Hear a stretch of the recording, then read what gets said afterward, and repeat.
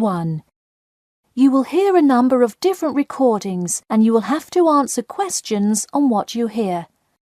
There will be time for you to read the instructions and questions, and you will have a chance to check your work. All the recordings will be played once only. The test is in 4 sections. At the end of the test, you will be given 10 minutes to transfer your answers to an answer sheet. Now turn to Section 1. Section 1. You will hear a telephone conversation between a travel company employee and a customer. First, you have some time to look at questions 1 to 5.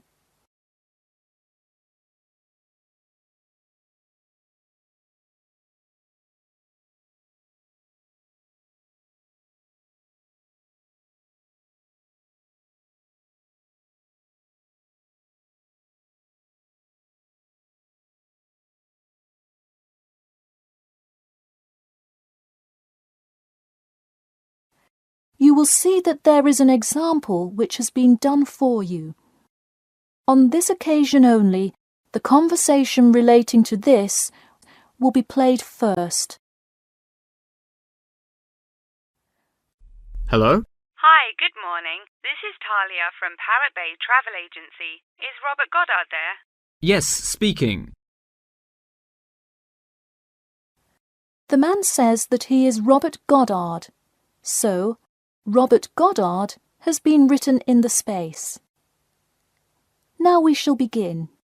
You should answer the questions as you listen, because you will not hear the recording a second time.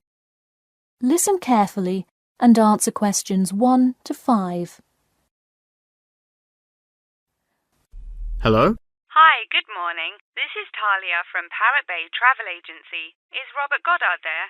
Yes, speaking. I'm so sorry that I made such an early phone call, and I'm calling to ask a few questions about your most recent vacation. Could I have 5 minutes of your time? Sure thing. Great, thanks. Now, I see here that you visited Melbourne. Was this your first visit to Melbourne? No, I have actually been there twice before. I see. Now, what would you say was your favourite part about Melbourne? Well, I did like seeing the exotic wildlife, and there are great sights to see, but I have to say I was most impressed by the amazing weather. Yeah, the weather there is amazing. Which of the sites listed as part of our official tour did you see? And of those, which was your favourite? First I saw the theatre, which was beautifully designed. It was not nearly as cool as the town hall, though. The building is a huge part of Melbourne's history, definitely my favourite. I saw the aquarium too, but wasn't too impressed. I see.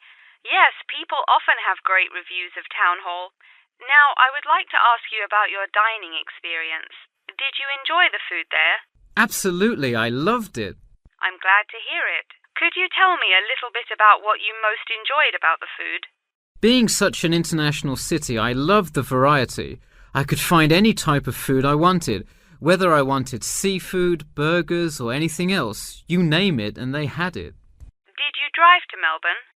No, I flew. I thought about going by train, but in the interest of time, I decided to go by plane. Right, I see. Before you hear the rest of the conversation, you have some time to look at questions 6 to 10.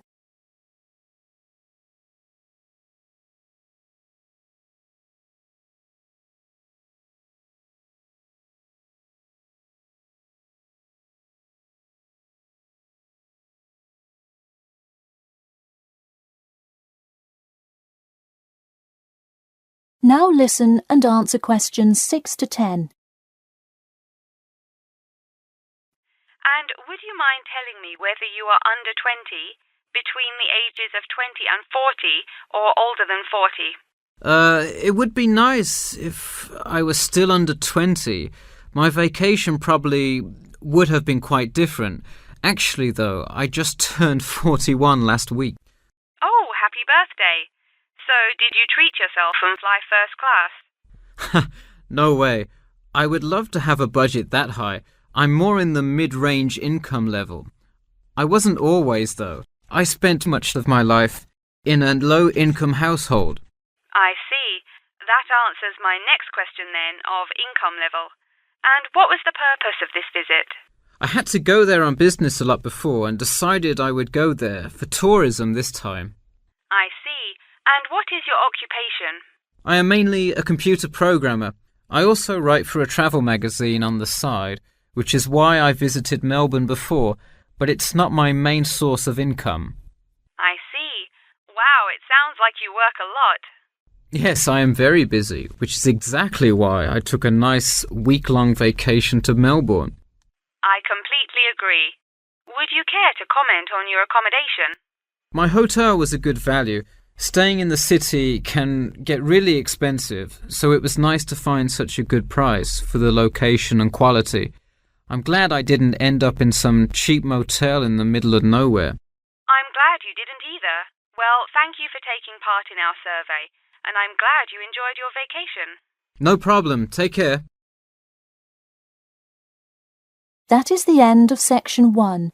You now have half a minute to check your answers.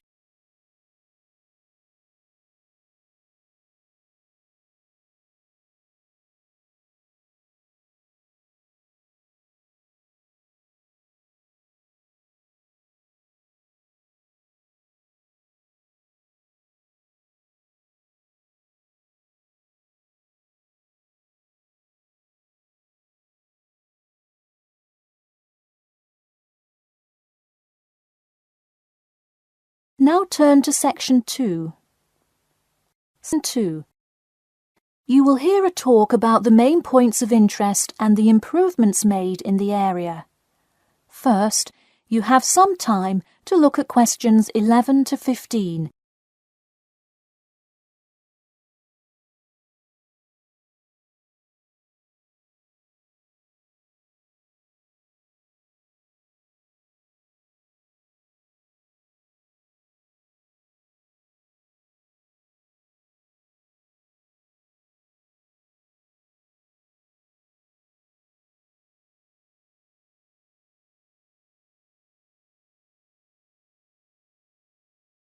Now listen carefully and answer questions 11 to 15. Thank you all for coming to our community meeting. As you know, we're excited to unveil our improvement plan as we look forward to the influx of tourists in the summer months. I'll start with a quick overview of the main points of interest in the area for anyone who may not quite know his or her way around yet, and then I'll get to the improvements made. First off is my favourite, the Science Museum, which is on the corner of St George Road. If you have not visited yet, I encourage you to go before the busy season. It is absolutely spectacular. There is even a flight simulator you can try out. Just west of the Science Museum is the National History Museum. It's a sight not to be missed as well, with each floor devoted to a different era in our nation's history. There are special exhibits for children with interactive games and fun history lessons too. If you're looking for parking, it is available on the intersection of Queen Street and South King Street in the car park. Standard hourly and daily rates do apply. The best place for souvenirs is the shopping mall, though it gets extremely busy during peak times. You can get there from the Tube or the entrance on Timber Road, just south of Cornwell Road. This area has students everywhere, usually from the primary school across the street from the shopping mall. Classes often take field trips and engage in guided tours through the area. So that's the overview of the main sites, and hopefully by now I've given you a general idea of the area. Before you hear the rest of the talk, you have some time to look at questions 16 to 20.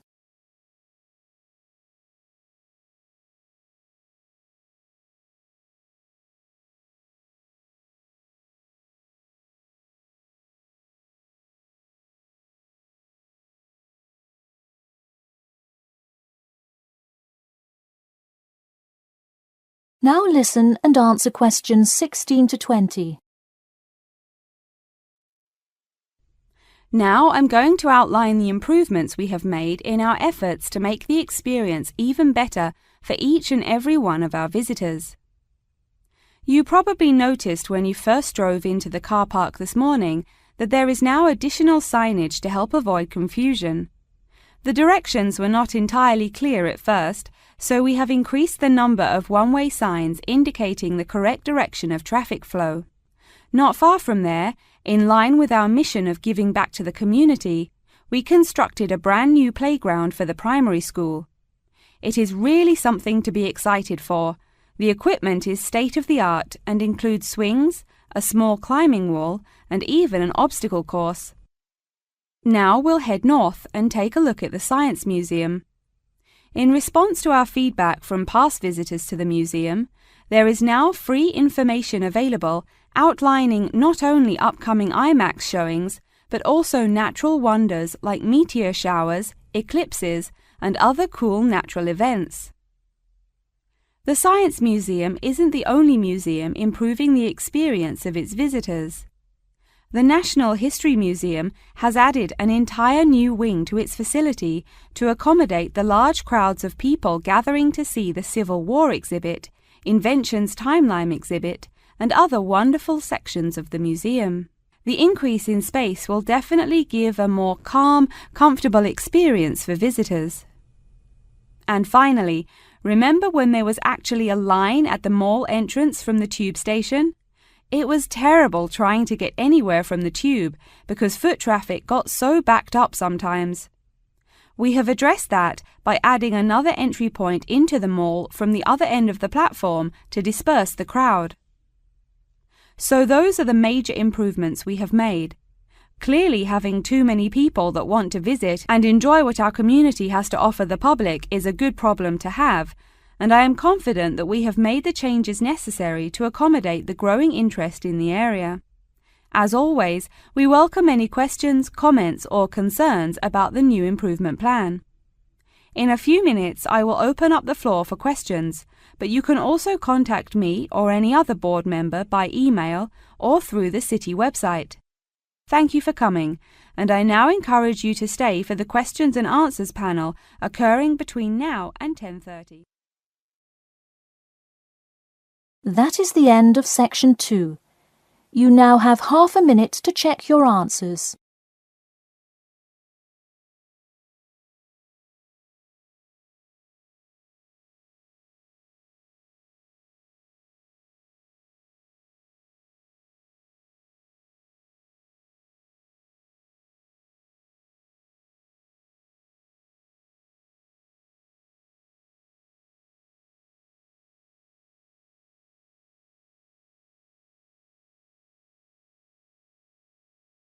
Now turn to section 3.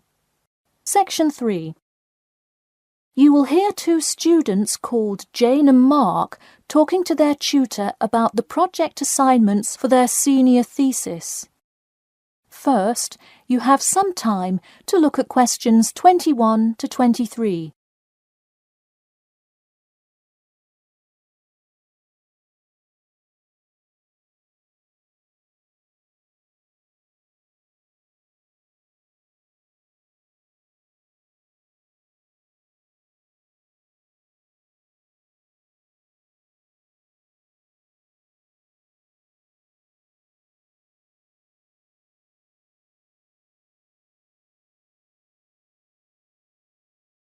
Now listen carefully and answer questions 21 to 23. So, you were both given your project assignments for your senior thesis today, right? Yes, and we already have to submit our topics next week. But how could they give us a grade this soon? No, next week's due date will not be counted towards your final grade. The teachers are just going to read your topic and give you feedback.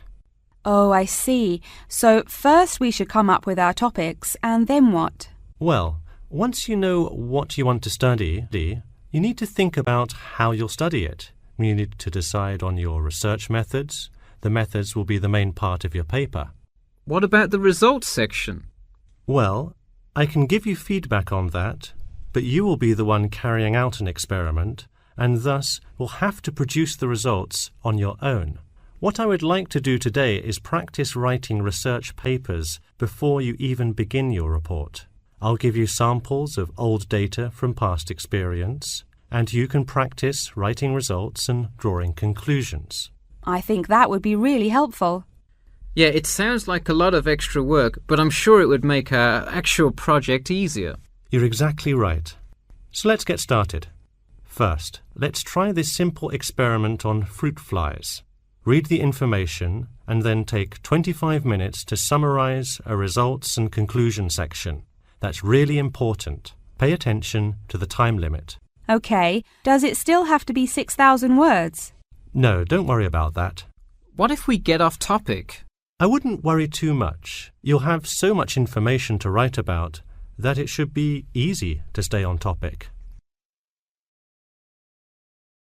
Before you hear the rest of the talk, you have some time to look at questions 24 to 30.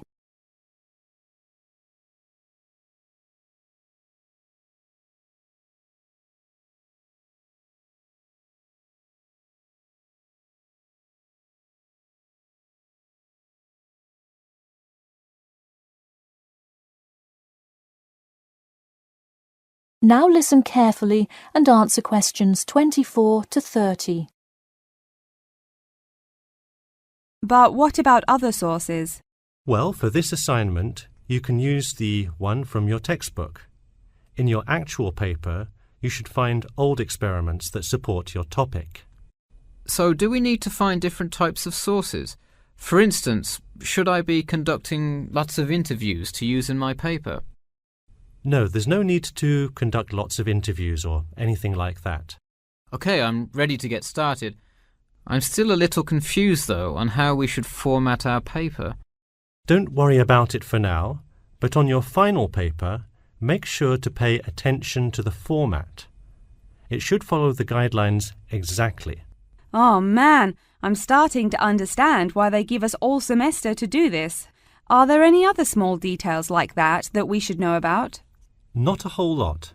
Make sure you provide 2 copies. One for your teacher, of course, but one for yourself as well. And of course, you know the due date, right? It's April the 11th, right? What? No, it's May 11th, right? Yes. The due date is May 11. Write it down. Oh, wow, yeah, I need to note it. Also, I'm having trouble finding information on my topic. What if I can't find enough good sources? It's all right to change your topic. Just make sure to do it before the beginning of April. Oh, really? Wow, I'm definitely going to change it then. Just make sure to write a note to your teacher letting him or her know. OK, so getting back to writing this sample paper, where do we start? Should I just explain the experiment and what happened? Well, you need to start with your hypothesis. What you think will happen, and then describe your procedure. Then you can write up the results and your conclusions. Oh boy, I don't know if I can handle any more instructions. That is the end of section 3. You now have half a minute to check your answers.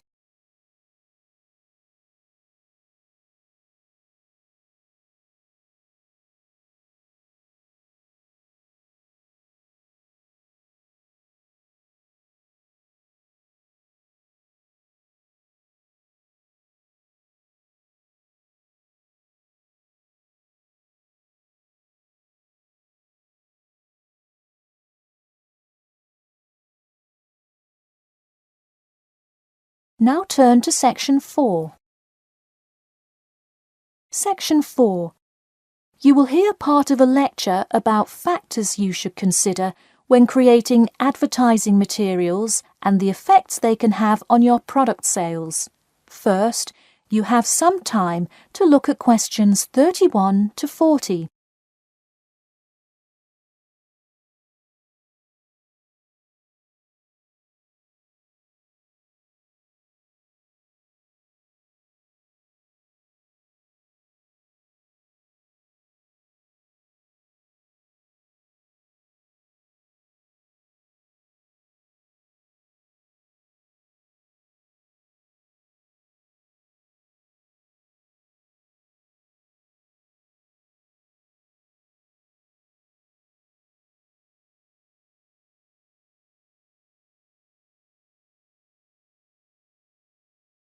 Now listen carefully and answer questions 31 to 40.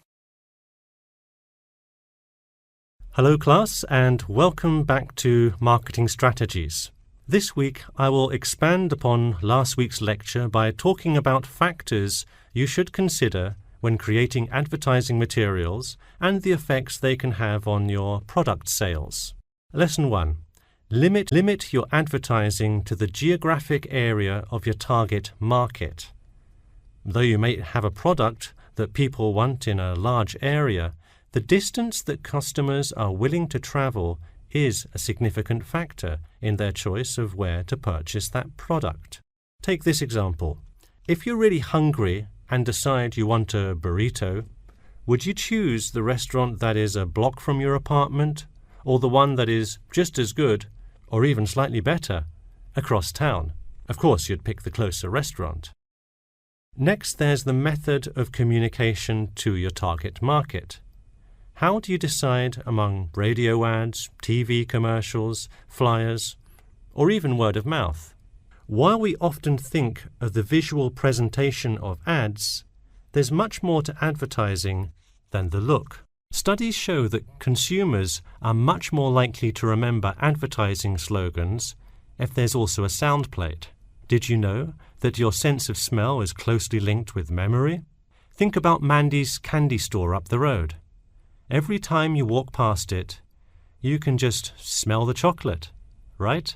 I bet you can almost smell it now. Just mentioning the name brings about the smell memory and, in turn, a chocolate craving. What better way to sell chocolate bars? Obviously, sometimes appealing to the senses isn't the most practical way to advertise.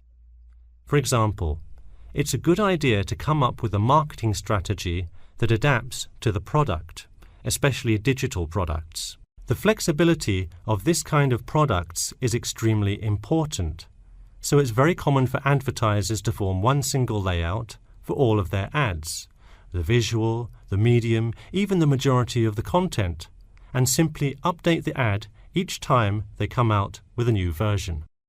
Remember, advertising is all about stirring up the right feeling in your potential customers, whether by stimulating the senses, appealing to the intellect, and so on.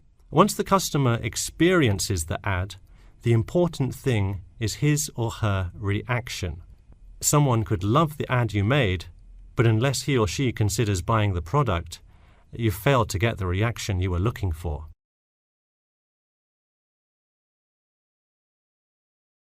So once you have successfully reached your target customer, and you have his or her business, often you'll want to expand to a larger market. More often than not, the same marketing strategies you used in your small campaign may not work for a larger audience. The larger you scale your product, the more factors you must consider. For instance, Apple operates worldwide, so they must tailor their advertising for each market they enter. Often you'll see Apple ads on international flights that appear not only in English, which is the lingua franca of most regions, but also in the native languages of the majority of passengers. I travelled to Russia last week, and it was really interesting to see the same Nike ad that I've seen 100 times, except this time it was in Russian. Okay, going back to the medium of the advertisement, even after choosing to create print ads instead of radio announcements, television commercials, etc., there is more to consider. If you print your ad in a newspaper, it will be read by a far different audience than if you print your ad in a popular magazine. Would you put an ad for the new Justin Bieber album in a newspaper? Probably not, because that product is most suitable for youths.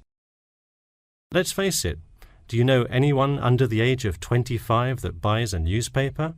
No. Now let's try a few strategy exercises. Imagine you're a company that is aiming to improve the environment by making products that reduce human waste. How would you advertise your product? Clearly it would send the wrong message if you put up flyers or other materials that cause lots of waste paper. Consider instead putting commercials on the Health Channel or buying ad space on websites like UNESCO. Or here's another example. What is one great place to advertise suntan lotion? How about a swimming pool? It has the exact group of people that need the product. All right, one last thing. Let's say you're filming a commercial for a water filter pitcher. What would be good scenery to use for the background? Think about somewhere calm and relaxing with clean, fresh water. Can't you see how much more effective a commercial with the beautiful scenery and flowing rivers of a national park would be than, say, water dripping from a tap? So to wrap things up today, think about the geography of your target market, the type of marketing material you should use, and the most effective way to appeal to the customer in order to make a successful ad campaign. That is all I have for you today. Make sure to read through Chapter 8 for Monday if you have not done so already. Okay, now I'd be happy to answer any questions you may have. That is the end of Section 4. You now have half a minute to check your answers.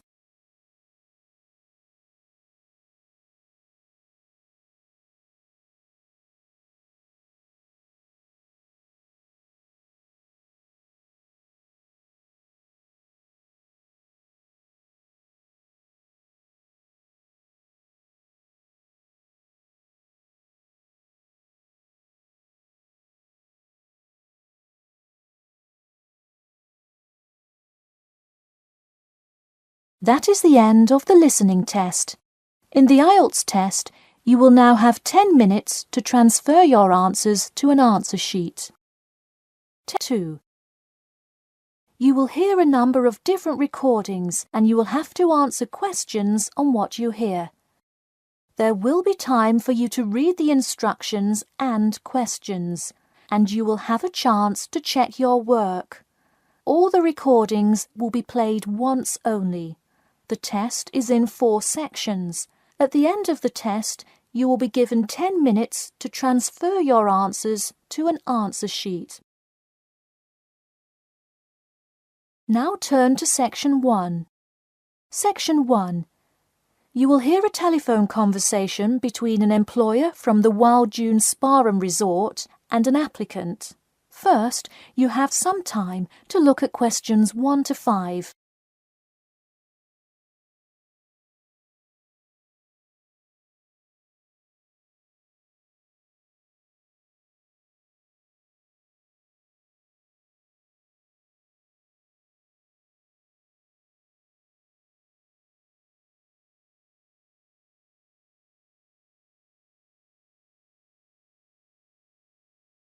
You will see that there is an example which has been done for you.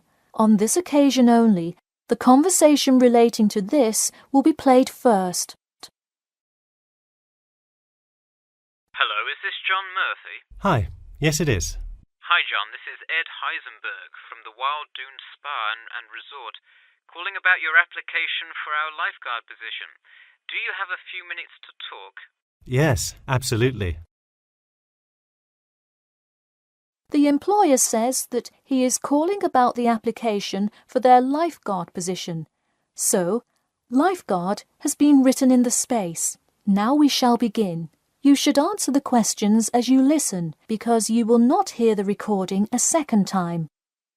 Listen carefully and answer questions 1 to 5. Hello, is this John Murphy? Hi, yes it is. Hi John, this is 𝐂හෙண்ட்𝐏 from the Wild Dune Spa and Resort, calling about your application for our lifeguard position. Do you have a few minutes to talk? Yes, absolutely. Great, could you give me your address? Sure. My address is 45 Elsinore Court. I'm sorry, was that Eleanor? Could you spell that for me? Sure, it's Elsinore, ELSINORE.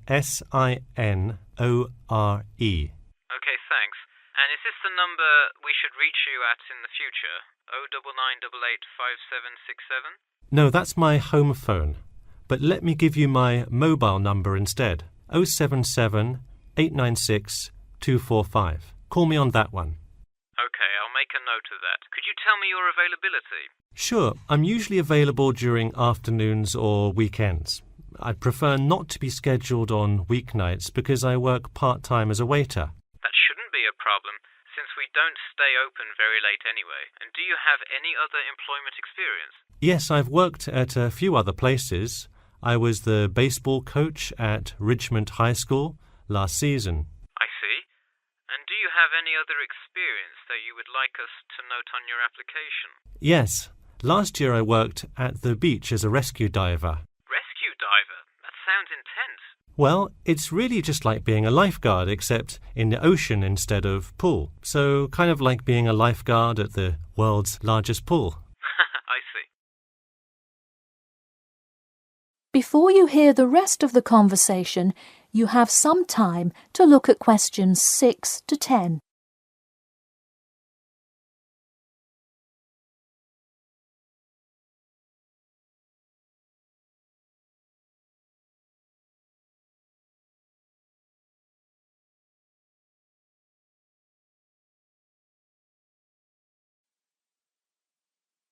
Now listen and answer questions 6 to 10. So could you tell me about the relevant skills you have? I'm guessing a lot given your experience. I'm CPR certified and have 2 years of diving experience. Great. It sounds like you are well qualified for this position. When does your CPR certification expire? I think in November, but let me quickly check my CPR card. Actually, it expires in October. Okay, so regardless, you have it through the end of the summer. When is your ideal time to work? Since I work in the restaurant on weeknights, I like weekends best, specifically Saturday mornings. I see. We do already have a lot of staff available on Saturdays, but I do need an early morning shift lifeguard. How early could you work Saturday morning? I can get there by 6 o'clock if need be. You'll be happy to know we open a little later than that, but I'll put you down for Saturday mornings here. Oh, awesome. I can't wait to get started. How about you come in next Saturday, the 12th? That sounds good. Great. We can figure out other shifts for you to work when you come in then. One last thing, just out of curiosity, where did you hear about us? I heard your ad on the radio while I was driving this morning. You know, I think you're the first person who has responded to our radio ads. It's almost always people who have seen us in the newspaper. Yeah, I don't have time to read through the newspaper every morning. I have plenty of time in the car to listen to radio ads. That makes sense. Well, thanks for your time, and we'll look forward to seeing you on the 12th. That is the end of section 1. You now have half a minute to check your answers.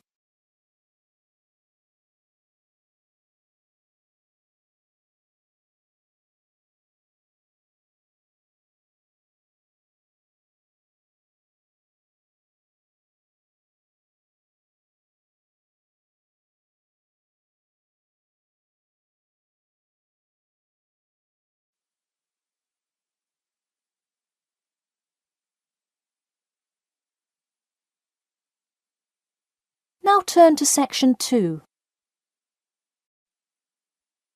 Section 2.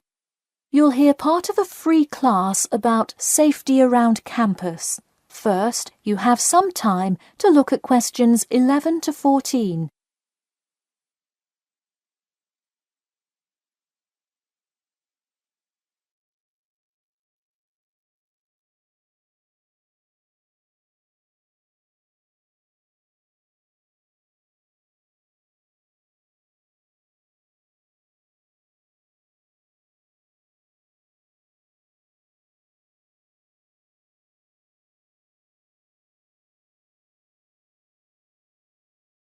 Now, listen carefully and answer questions 11 to 14. Good evening. I'm Geoffrey Miller from the University of Nottingham Student Union, and in this week's free class, Carlos Garcia is going to tell us about safety around campus. Over to you, Carlos. Thank you, Geoffrey, and thank you all for your attendance today. Also, I'd like to thank the Student Union here at the university for organising this lecture. Well, I've been serving and protecting the city of Nottingham for over 20 years now as a member of the police department. Does anyone know what type of crime is the most prevalent on campus? I heard someone say drugs and alcohol. That actually isn't too much of an issue. Violence? Nope. Actually, the biggest thing we worry about here is theft. The nature of crime on Nottingham's campus is quite different from that of the surrounding areas. Crime rates across the East Midlands are very difficult to control. We'd like to see the rate stay the same for this calendar year, but it has been increasing steadily over the past 3 years. On campus, however, I'm happy to say that the overall crime rate has fallen this year. You wouldn't think so if you've seen the extremely exaggerated stories in the media. The media has done nothing but cause more concern about crime in our area. Even the crime shows you see today are a little bit far-fetched, but at least viewers know they're not real events. We'd really like to see more factual news articles out there so the public can have a rational sense of the safety level of our society. Before you hear the rest of the talk, you have some time to look at questions 15 to 20.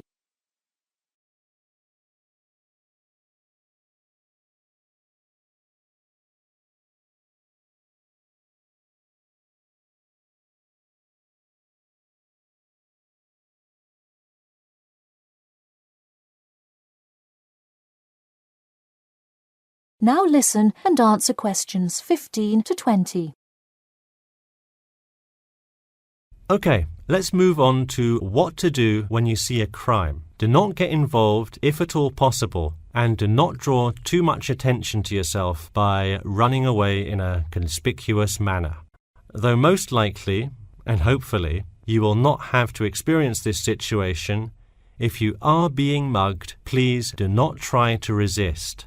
Instead, be compliant and seek help after the incident.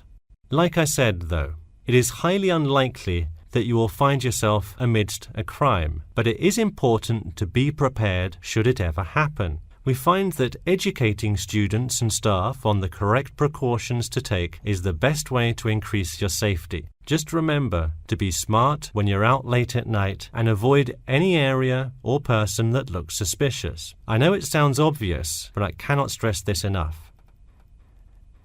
It's also not a bad idea to have your mobile phone with you at all times, but be careful.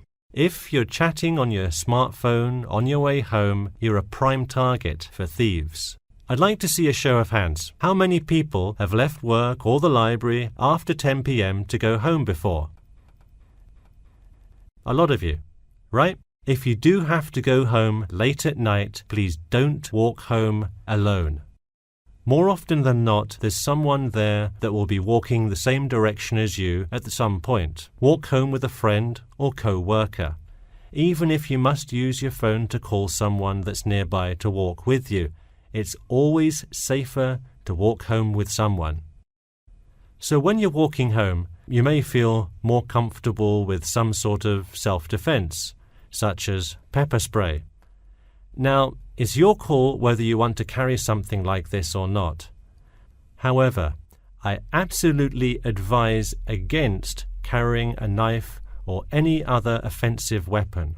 All too often, they can be used against you if you're disarmed, putting yourself in more danger. For all those interested, the Recreation Centre offers a free self-defense class to all students every Thursday evening. While obviously an introductory self-defense class may not equip you to fight off villains like a regular superhero, it does come in handy sometimes. After taking a self-defense class, you'll surely be more aware of possible dangers and how to deal with them. So hopefully now you have a more complete understanding of the nature of crimes committed on your campus and how to avoid being a victim. I know most students at the University of Nottingham are not the criminal types, but remember that there is no barrier like a wall or something keeping non-students out. There's no army force securing the borders, and I doubt anyone wants it that way. The campus is generally a safe place, but it's not immune to small crimes once in a while. All right, that's all I have to say for today. Stay safe. That is the end of section 2. You now have half a minute to check your answers.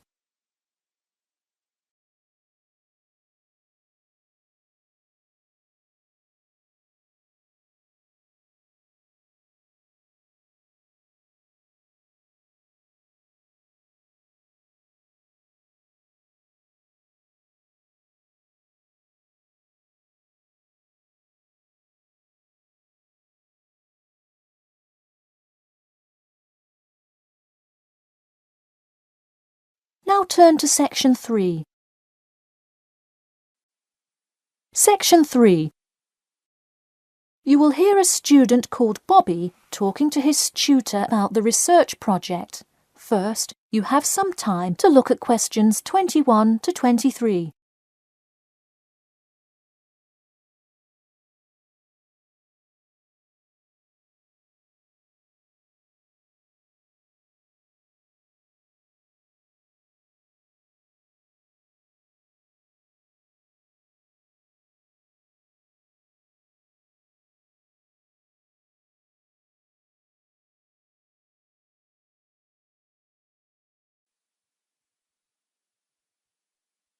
Now, listen carefully and answer questions 21 to 23. Hi, Bobby. Go ahead and sit down. Tell me about your research project. Well, I decided to research football and keys for success on a football team. That sounds great. What are the guidelines for the test? Did the teacher talk to you about it in class? No, everything is on a handout that was passed out.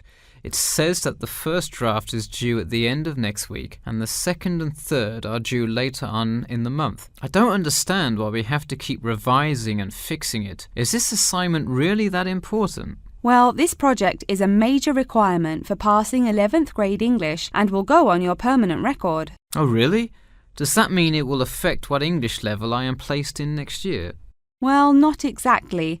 You need a good grade to move on, but it is your overall grade and teacher recommendation that determines what level of English you are placed in next year. Anyway, tell me about your topic choice. Do you play football?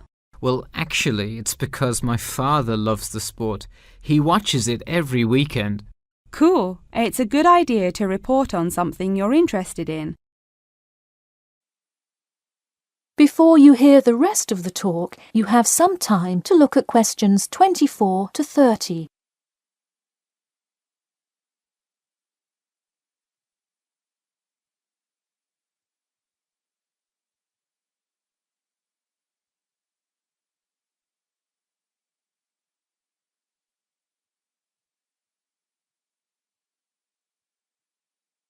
Now, listen carefully and answer questions 24 to 30. I see you worked hard calling players and the head coach to talk, so let's see what information you got. Well, you have to listen carefully to the first call on the recording. It's really hard to hear because the background noise is louder than the person's voice. Yes, it is a bit tough to discern. I'm afraid the player's answer is too short as well. You will have to interview him again and try to get him to give a better answer. Okay, I thought that might happen. I will call him again tomorrow. Moving on, let's look back at this question. You asked, tell me about a time when you learned a major life lesson through playing football and explain how that has shaped the person and player you have become now and how you hope to pass on that lesson. It is a great idea for a question, but in an oral interview it is far too complex. I would advise you to break it up into multiple parts to get a better response. I guess you're right. I wouldn't want to have to provide an answer to a question like that. I will simplify it. I found that when I asked players this question, it took too much time because they were struggling to answer the question completely. In fact, this is the question Joe Billings was answering when the tape ran out. He did tend to ramble on all the questions, didn't he? He sure did.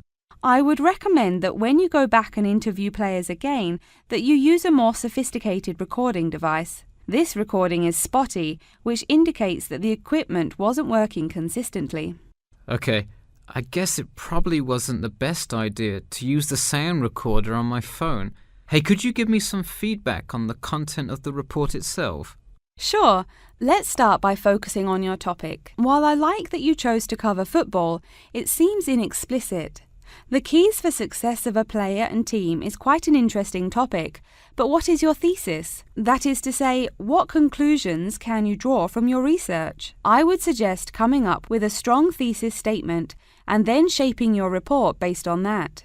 Is it really too vague? I put a whole lot of facts into it. I list the top 10 goal scorers in football history and later on provide statistics for a few of the most famous coaches and their records as coaches. I think that's great that you included these facts, but I think you focus too much on the facts and not enough on connecting these facts to make your point. Ah, I see. Okay. So it looks like I have quite a bit of work to do before the deadline. That is the end of section 3. You now have half a minute to check your answers.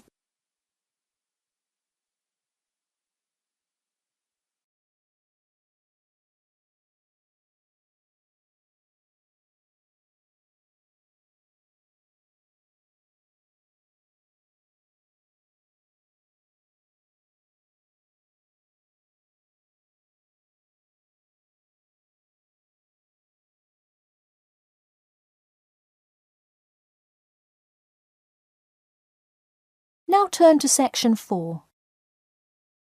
Section 4. You will hear part of a lecture about how to give a quality speech. First, you have some time to look at questions 31 to 40.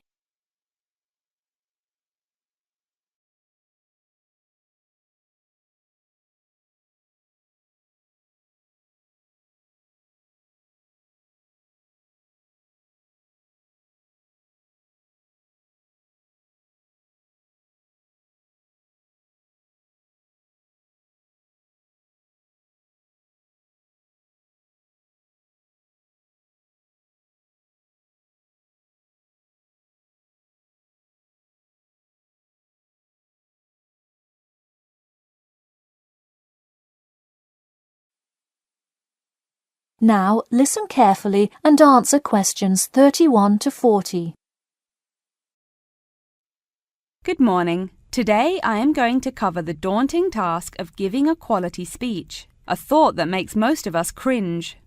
In fact, 90% of all people feel nervous about public speaking, about 10% of whom are described as genuinely terrified. Hopefully, when we are finished here today, you all will be in the 10% of the population who do not feel nervous at all. Did you know that lecturers tend to get more nervous if the speech they are giving is an important one? It makes sense, right? You probably wouldn't be nearly as nervous to address your residence hall about the proper use of the recycle and compost bins as you might be if you were asked to give the graduation speech to your entire 5,000 student class. So what is it that makes some people completely comfortable in front of crowds? Some people think that the ability to give a good speech is a gift that others are simply born with. This is almost never the case. Public speaking can be learned with practice. The first most important thing you can do to improve your confidence in delivering a speech is to prepare a quality speech. Honestly, while the content of your speech is relatively important, the audience will really only remember the last sentence you say. It is a good idea to structure the rest of your speech to lead up to this last point to really drive your message home. This is a good way to ensure that your speech is well organized.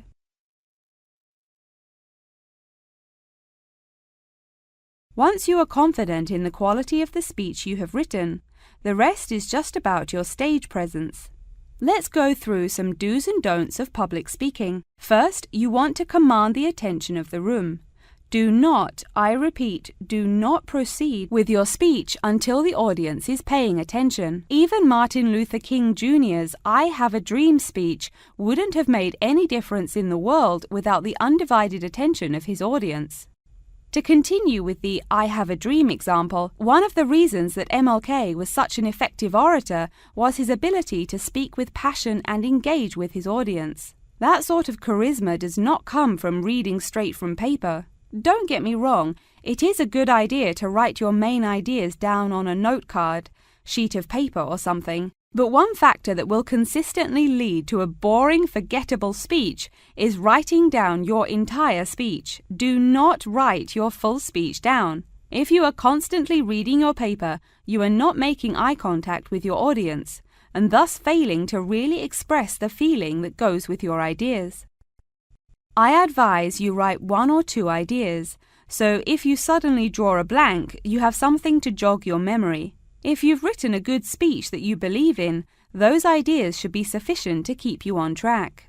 Once you have those ideas written down, give your speech a few practice runs in front of the mirror, into your sound recorder on your phone, or with a friend before it comes time to address a crowd. That way, you can hear how the ideas come across, make sure there are no abrupt transitions, and find out whether you are talking too fast or too slow. Timing is important. Make sure you time yourself beforehand to see how long your speech is. That is pretty much it. With practice, you'll be able to deliver an expert speech that engages and even maybe inspires your audience. Just remember, speak with emotion. No one wants to listen to someone reading from a script. As I come to a close in my speech, I'll point out that I have employed all of these tips that I have covered. I practiced my speech ahead of time and timed it, and I can even show you my one small index card with just 3 simple bullets on it. It's as easy as that. That is the end of section 4. You now have half a minute to check your answers.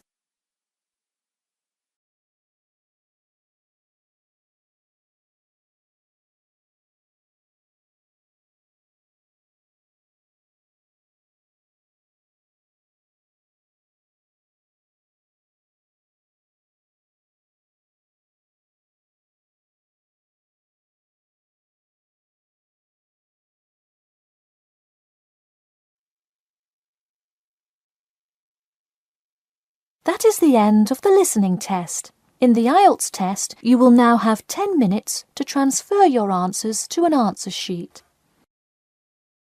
Test 3. You will hear a number of different recordings, and you will have to answer questions on what you hear. There will be time for you to read the instructions and questions, and you will have a chance to check your work. All the recordings will be played once only. The test is in 4 sections. At the end of the test, you will be given 10 minutes to transfer your answers to an answer sheet. Now turn to Section 1. Section 1. You will hear a woman calling the London Police Department to report a robbery. First, you have some time to look at questions 1 to 4.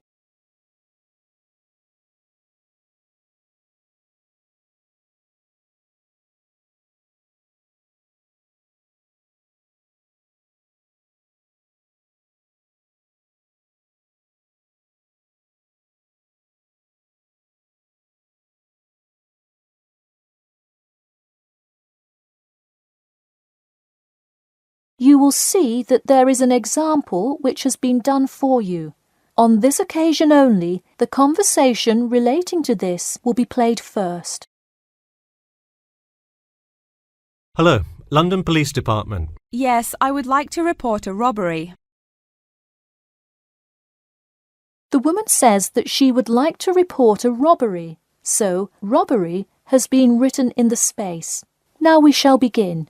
You should answer the questions as you listen, because you will not hear the recording a second time. Listen carefully and answer questions 1 to 4. Hello, London Police Department. Yes, I would like to report a robbery. All right, just a minute while I pull up the form. OK, could you give me your first and last name? Anna Grieg. Anna Gregg. G-R-E-G? No, Grieg. G-R-I-E-G. Got it. All right, moving on. Gender, female. Date of birth? 15th of March, 1980. All right, thanks. Just a few more personal information questions, and then we can address your claim. All right. What's the address? 4 Ellendale Street. That's E-L-L-E-N-D-A-L-E.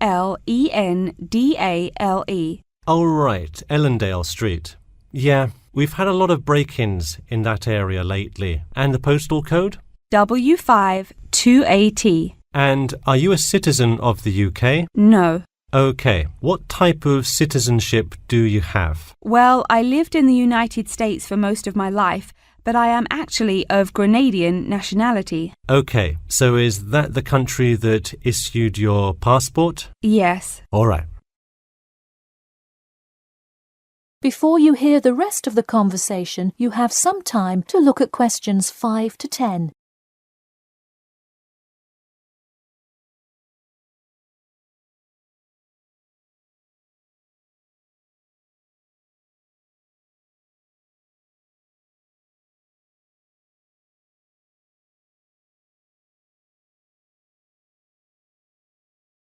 Now listen and answer questions 5 to 10.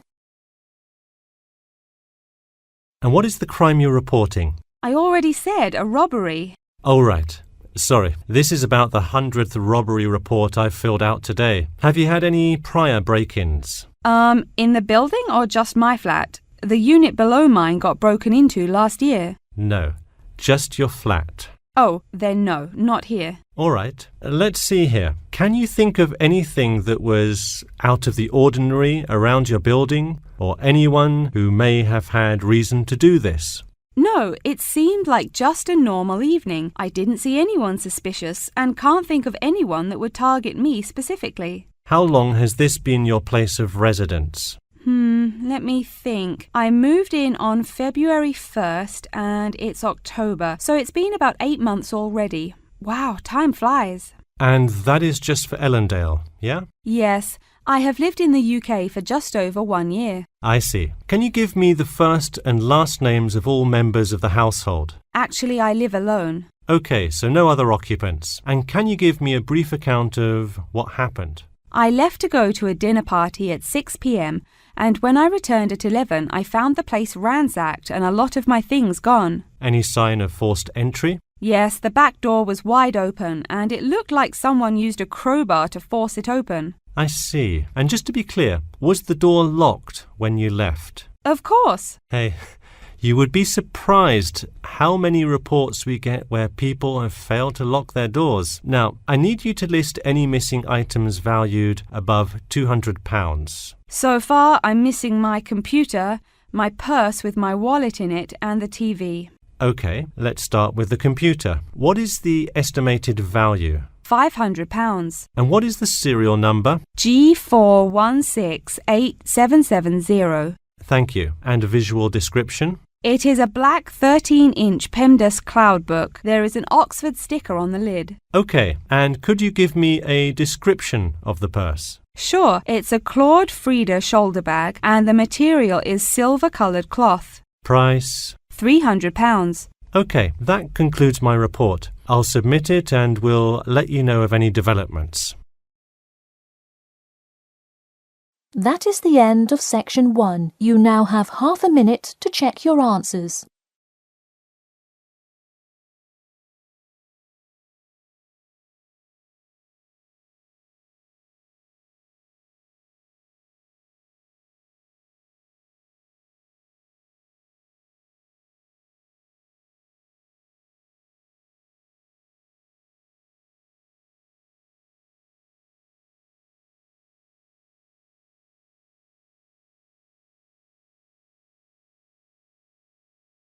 Now turn to section 2. Section 2. You will hear two students called Mark and Gina asking their tutor for advice on the extracurricular project. First, you have some time to look at questions 11 to 14.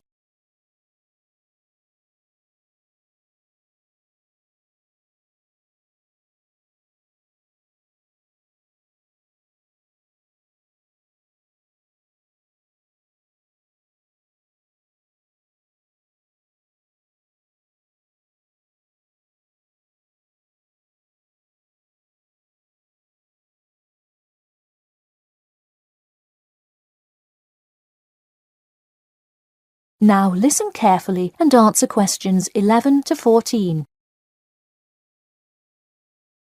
Hi Mark. Hi Gina. What can I help you with?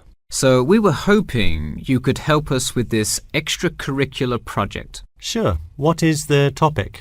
Attending business school. This sounds like a great idea. So you're going to explain the requirements for getting into business school? Not exactly. It will be more broadly about the experience, the academics, accommodation, and social experience that comes with being part of the business school. I see. So would your audience be the general public?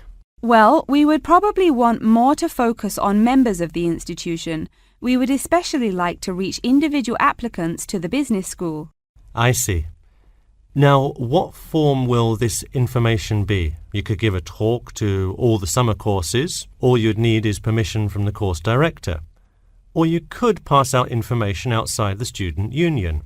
Those are both good ideas. What about sending out pamphlets in the mail? Most college students never check their mail. Maybe you could make a video and show it on campus. That's a great idea. We'll do the video. Great.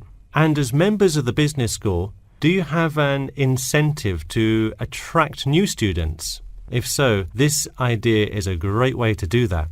No, the idea actually came about because of how much students like us worry about their studies. Yeah, when I got into business school, there were a lot of things I had not prepared for, so the video would cover a lot of things Mark and I wish we had known upon entering business school. Right. Before you hear the rest of the talk, you have some time to look at questions 15 to 20.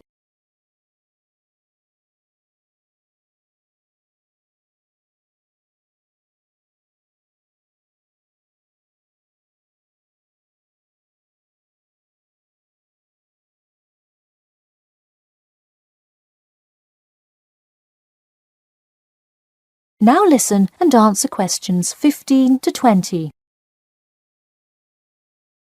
What would you talk about first? The first and probably most important section would be academics. Good idea. So, would you provide guidance on what courses to take? We want to focus especially on the approaches professors take, their teaching methods. It is far different than what students are used to in high school and even in liberal arts college. Good idea. And how long do you think you would spend explaining academics? We'll probably spend 7 minutes on it. We also have some ideas for talking about housing, food options and stuff like that. We're not really sure how to tie it all together though. I think it would be suitable to title that section Accommodation. What do you think? That could work. We'll definitely describe the different dining options at the cafeteria and then walk students through flats and the grueling process of finding one near the business school campus. Okay, so we would cover specifics on the cafeteria as well as flats. I think those are both helpful. We could spend about 6 minutes on accommodation and be sure to touch on those specifically. Great.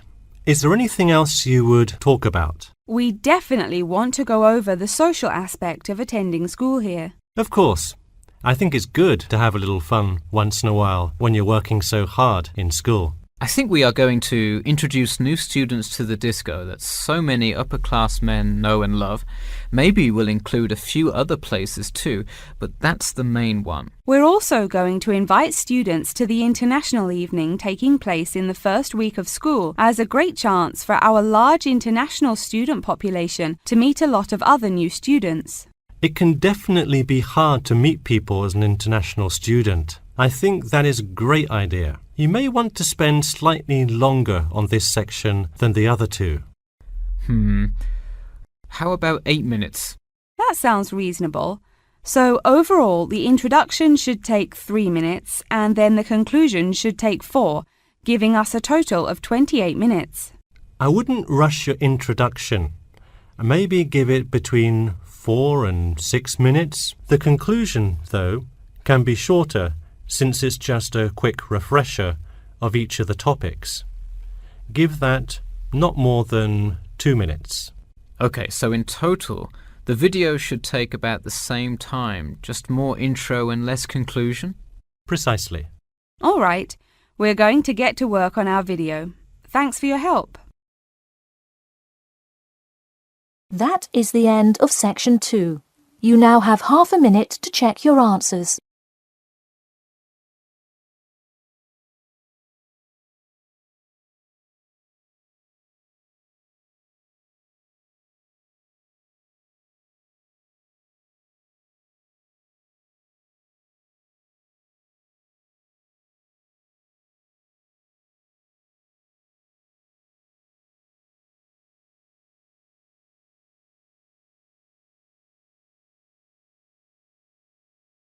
Now turn to Section 3. Section 3. You will hear a student called John talking to his classmate Danny about the details of his research project. First, you have some time to look at questions 21 to 26.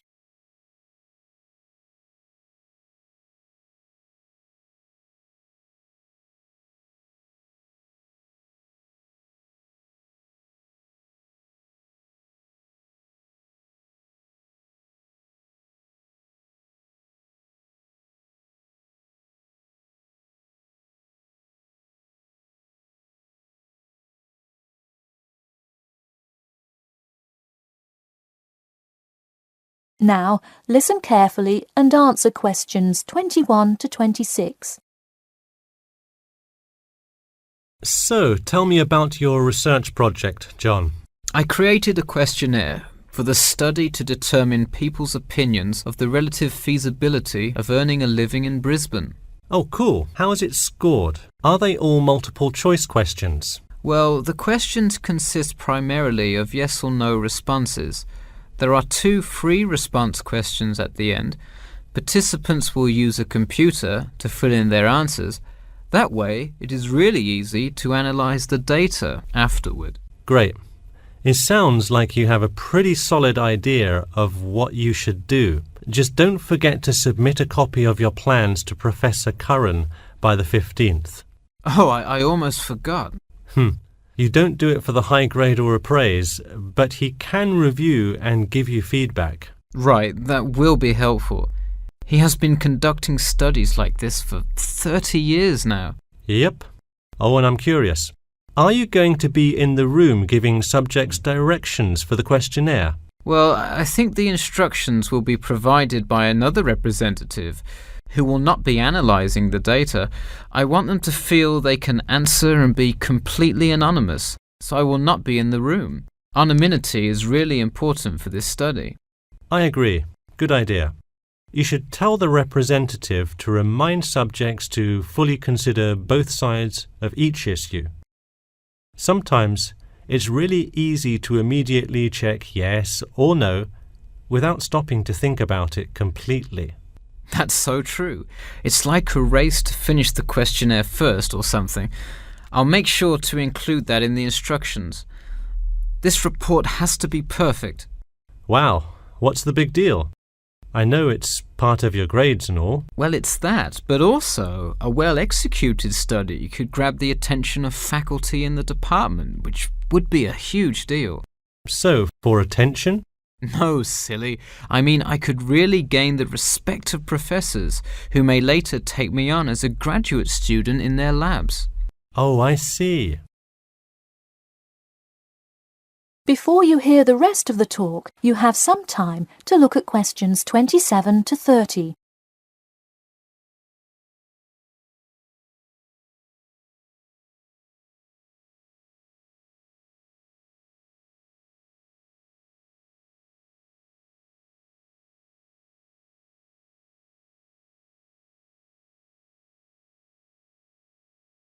Now, listen carefully and answer questions 27 to 30.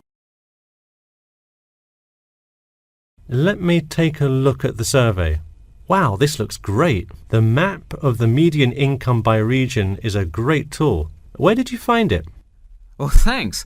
I read a lot of sources and just noticed this one in a small psychology journal called Modern Psychology. It's more helpful than the photo I added, but I think the photo is just so interesting. It was in the newspaper last year during that huge wage strike. It's great. Probably not necessary, but it looks great. I don't understand. What is WKRX's involvement here? Oh, the radio station agreed to sponsor the study if I play their station in the room. Wow, interesting. So you don't have to pay for any of this? Exactly. Nice. Where did you get that idea? Last month, at the Psychology Club Council meeting, someone talked about how easy it is to get sponsorship from local businesses, so I listened to their advice and called around. I'll have to remember that. Well, this all looks great. Good luck. That is the end of Section 3. You now have half a minute to check your answers.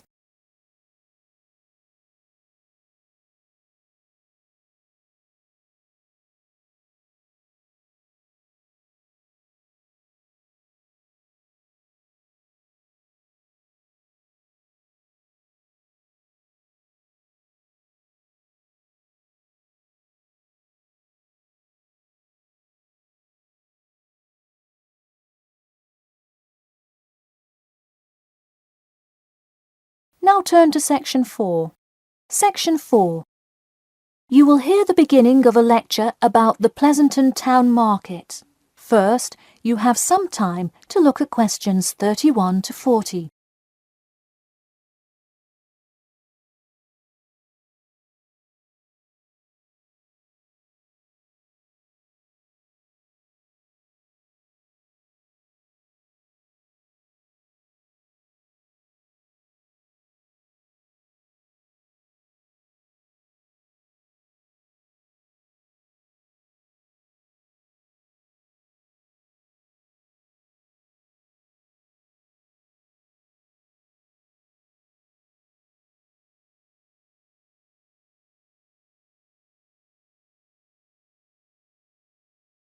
Now, listen carefully and answer questions 31 to 40. Good afternoon. In the last few lectures, we've been covering the social and political pressures that influenced the rise of the rebellion of 1679. Today, I would like to focus on the Pleasanton Town Market. Now, why are we talking all about some market? It's not like it was the first market ever, or even a particularly large market. The Pleasanton Town Market is important because it is often mentioned in the literature found in the library. If you have ever been there, you have probably seen all of the handcrafted items sold there now. But what was originally bought and sold in the town market? In the beginning, the market sold products such as meats, furs, and simple tools. Over time, though, it became known as the place to find quality livestock. People came from all over the world to find the biggest and best cows, pigs, and chickens. In fact, the profits from the town market became the savior of a plummeting economy during a time of much turmoil. Not to be confused with the Reconstruction era, a period of rapid development came about in the 1660s as a result of the market's vendors contributing their profits to building up much-needed public facilities and defense, which would later make a huge impact on the outcome of the war. For many years, the market flourished and began to draw in large tourism crowds in addition to the throngs of livestock customers. However, as revolutions in farming came about, more people moved to farms far from the city centre. Customers grew more and more reluctant to travel all the way to the town centre for their meats, when they could easily choose to buy from local farmers near them for a fraction of the price.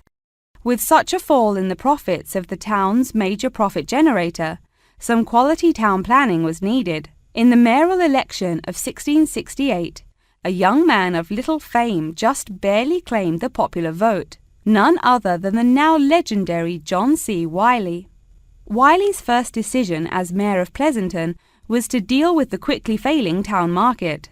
The building with the large clock was a landmark that had symbolized growth in Pleasanton for a generation. Wiley decided to use the notoriety of the town market to set an example. During the historical Rotterdam Rebellion, Wiley gave all those involved lifetime prison sentences in the very same building. It stayed a prison for about 50 more years until they transported all remaining prisoners to other facilities and turned it into the historical monument today.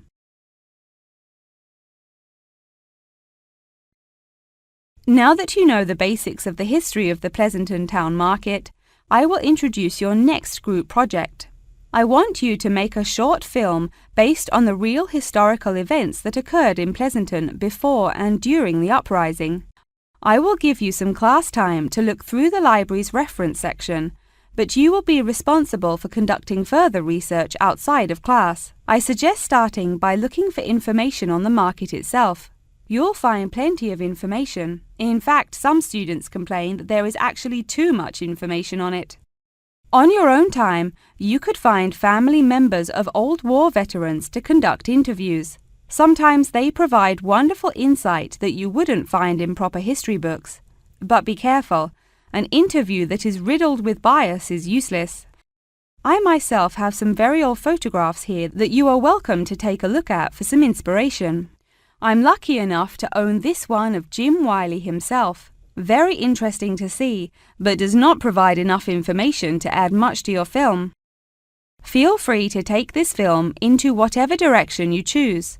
You could even do a crime thriller based on real outlaws. All you would have to do is look through the newspaper archives in the crime section during that time period. Try to get as much detail as you can, but you may end up having to draw your own conclusions. Okay, that's enough from me. So let's go on to... That is the end of section 4. You now have half a minute to check your answers.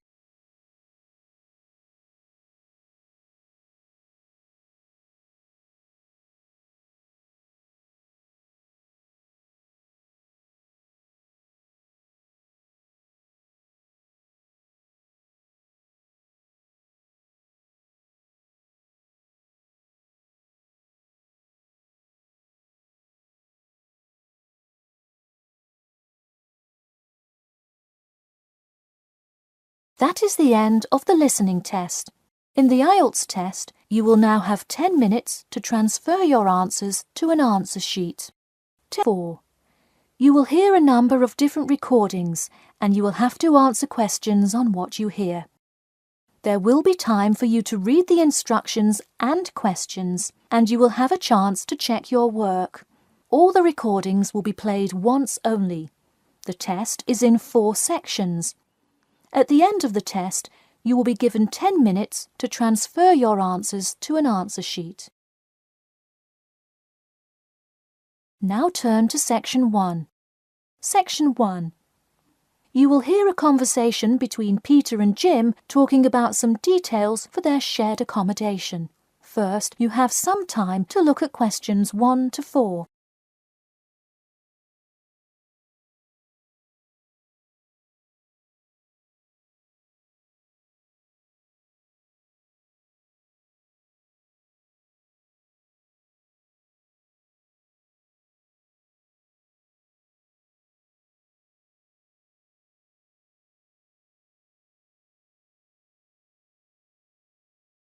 You will see that there is an example which has been done for you.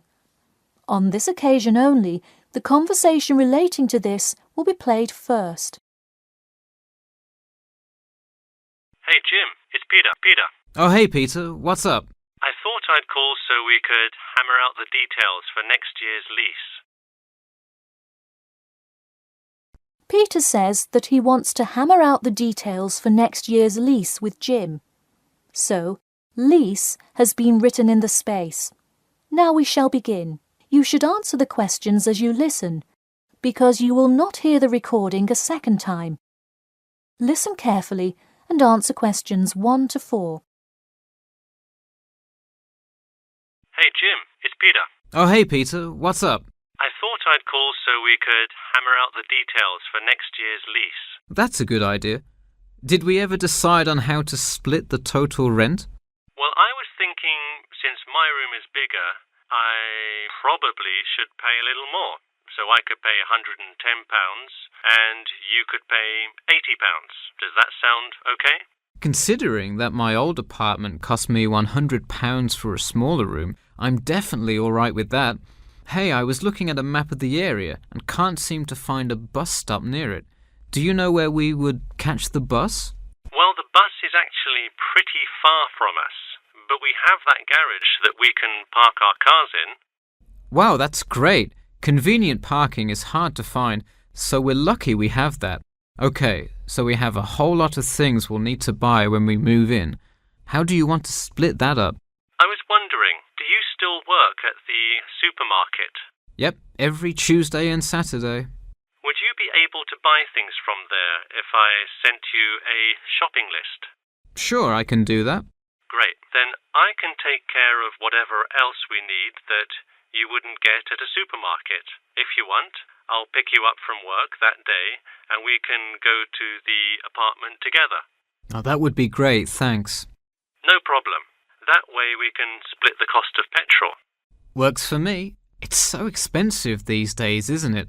It's downright obscene. Before you hear the rest of the conversation, you have some time to look at questions 5 to 10.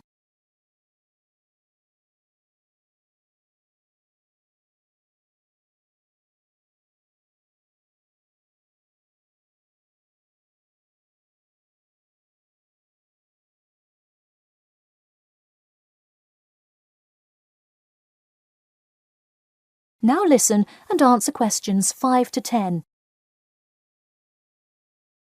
So let's figure out what appliances we need. Do we have a microwave? Yes, the landlord's providing that for us. Hey, do you still have that space heater, though? We need one for the kitchen since it's not connected to the central heating. All right, I'll bring that. Anything else? Well, I have some dining room and living room furniture I can bring, so that should take care of most of the big stuff. You know what we do need, though? Could you bring a toaster? I actually don't have one. It doesn't come with the microwave. No, the landlord is only supplying the microwave. It would really help if you could bring one. Okay, I'll pick one up at the store. You know, I also have this cool antique rotary phone that would be a cool addition to the apartment, sort of as decoration and utility. Oh, cool. The only thing is, we'd have to put it in the kitchen unless you want it in your room. Why not put it in the living room? The living room's too loud to have a phone conversation. The noise sort of carries, so if one person is trying to watch TV or have friends over, the person on the phone won't be able to hear. Okay, well I guess kitchen it is then. Any other big things we need? That seems like everything. That's all I can think of. And of course, move-in is June the 1st. I can't wait. We'll be able to watch the big game in our new apartment. It's going to be awesome. Yeah, we can move in the morning, and then Friday night we can sit back and cheer on Liverpool. I have an exam in the morning, but we'll be done around 11 a.m. and can move in after. Wait, Liverpool? You're joking, right? I thought you were a Manchester United fan. Man U? No way. Liverpool all the way. Oh no, I don't know if I can live with a Liverpool fan. That is the end of section 1. You now have half a minute to check your answers.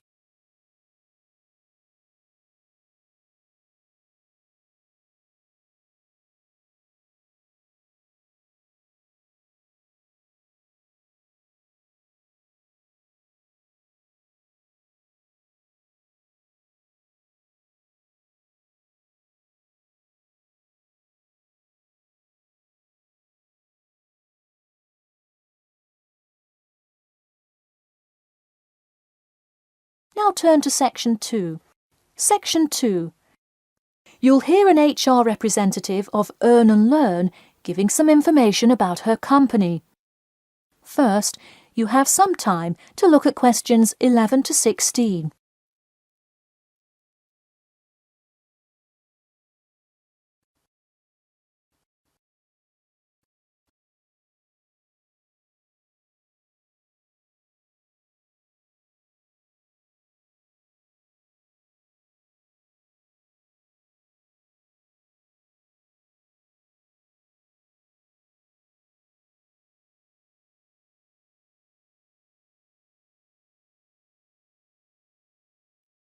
Now listen carefully and answer questions 11 to 16.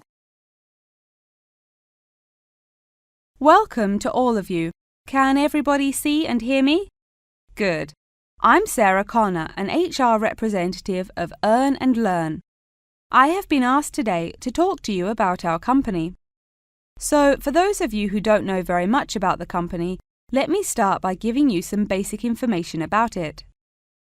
Earn and Learn started nearly 20 years ago. It is not a charity but a for-profit company that enables promising entrepreneurs to make money while travelling. During the past 10 years, it has grown rapidly and has gained great influence in most countries of the world. We have a partnership with the school and take a large number of recent graduates from the business school. So, if you are a recent graduate, I'd say you can consider applying to our company. Before your application, you might be curious about what sort of places you could go to. There are 4 main locations, but you also have the freedom to submit a different location, and if they can make the necessary arrangements, you can go. The first country Earn and Learn established locations was the US, where you may choose from multiple locations, as long as you can commit to their more rigid schedule of August to December. Also, you could do the Australia internship. That one is really cool. You work at a wildlife shelter and learn about the business practices of non-profit organizations. You do have to be willing to commit 8 months for that one, though. Perhaps that's a long time to be so far away, but I would say it is really an amazing opportunity. I don't know whether some of you are in decent physical shape. If so, the South Africa internship is another exciting one. You learn a lot about sustainable farming, but you would be doing some of the manual labor involved in maintaining a farm. Indeed, it's hard work, but I think you would definitely be able to do it. It may be wise to wait until after their summer is over, so it's not so terribly hot. In addition, there is a most recently established location in India. This one gives you more of a study abroad feel, given that they arrange a host family for you to stay with. In the other locations, you live in an apartment with other interns, so this is definitely a unique experience. Before you hear the rest of the talk, you have some time to look at questions 17 to 20.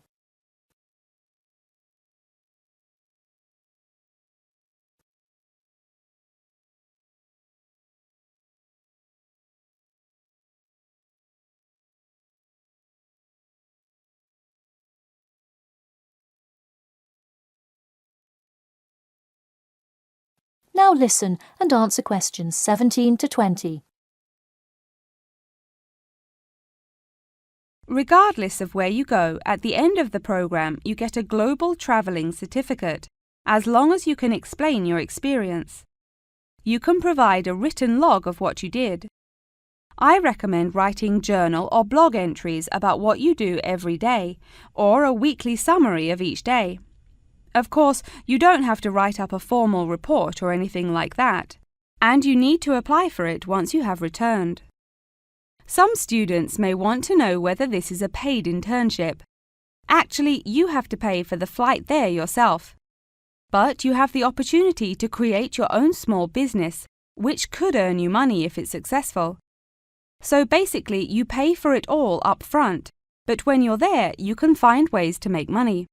That is to say, you pay for 2/3 of the cost up front as a deposit, and then give the final installment 1 month prior to your return. Finally, I have to remind you that you need a health check before you go, to make sure you're not going to spread any communicable diseases. In addition, before you go, you don't have to attend any meetings or workshops. You'll meet everyone you'll be working with once you get there. Okay. Well, that's all I've time for today. Thanks for listening, and I'm happy to take any questions if you have them. That is the end of section 2. You now have half a minute to check your answers.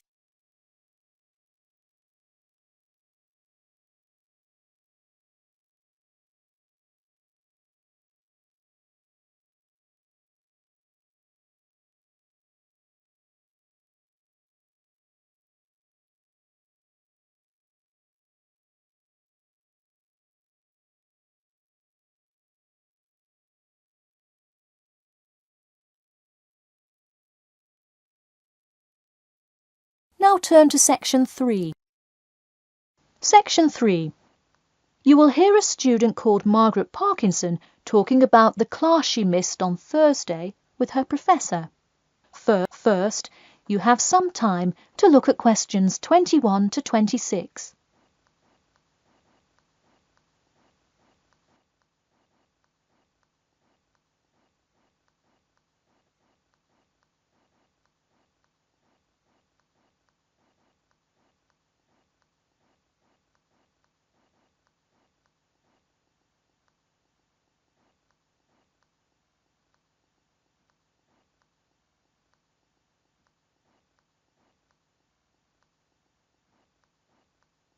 Now, listen carefully and answer questions 21 to 26. Hi, Professor Timmons. Do you have a few minutes? I was hoping to talk about what I missed on Thursday. Hello, come in. Sure, sit down. Could you tell me your name, please?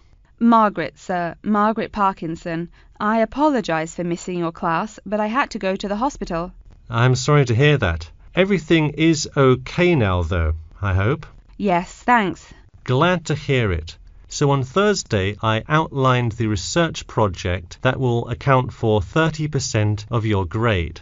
All students will be divided into groups and will give a well-researched presentation to the class covering a specific topic relevant to student life. Oh, that sounds interesting. Can we choose just any topic that pertains to life as a student, like how to start your own student organisation?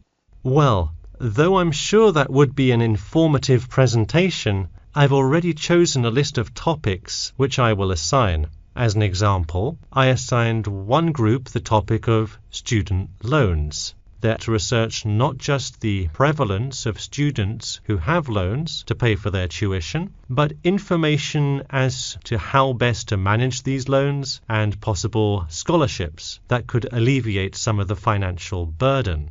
That one sounds particularly interesting to me. Could I request that topic? I could easily find out a lot about it by stopping by the finance office on my way to class. Unfortunately, that one's already taken by another group. I have, however, assigned you to a group and given you all one of two choices. Oh, I see. What are the choices?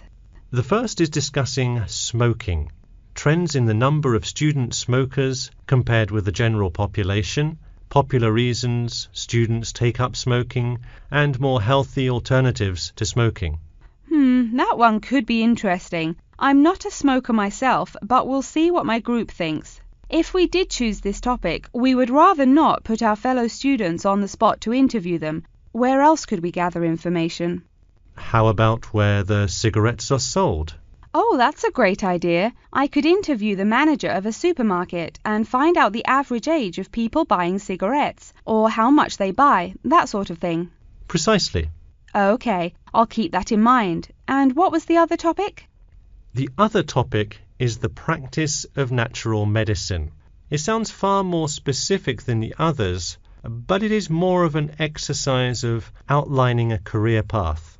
If your group chooses this, you would cover the specifics of becoming a doctor of natural medicine, how to become licensed to practice natural medicine, what the career outlook is, etc. You could find much of the information you need on this in the careers office. Wow, that would be really helpful, not just in learning about natural medicine, but in how to approach researching any career path. That's the idea. I want groups to really think outside the box to find information on their topics. They should interview multiple sources. Okay, now I think I have the general idea. Before you hear the rest of the talk, you have some time to look at questions 27 to 30.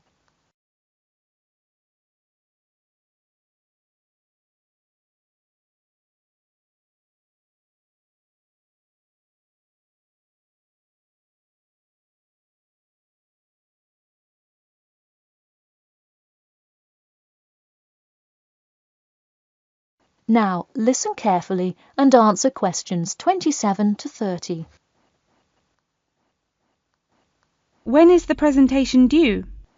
I expect each group to send me an email attachment of the plan ahead of time by October 10th, so that I can ensure that you are on the right track. Oh, that's actually really reassuring. I would hate to spend so much time on a presentation only to find we had taken it in the wrong direction. So when is the presentation? I let groups choose from the list of time slots I have between November 1st and November 5th. Okay, how about the 3rd? I'll have to check with my group, of course, but maybe we could write a tentative time? Sure, let me take a look. I'm actually booked completely through the 3rd and 4th now. How about sometime in the afternoon of the 5th? Great. How about 2 o'clock? No problem. I'll pencil your group in.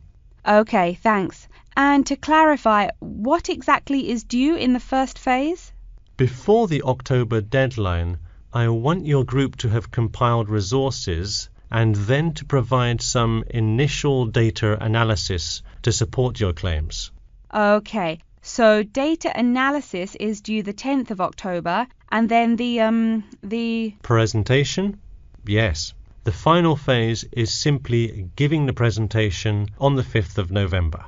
All right, I think I have all the information I need. Thanks. You're welcome. See you in class tomorrow.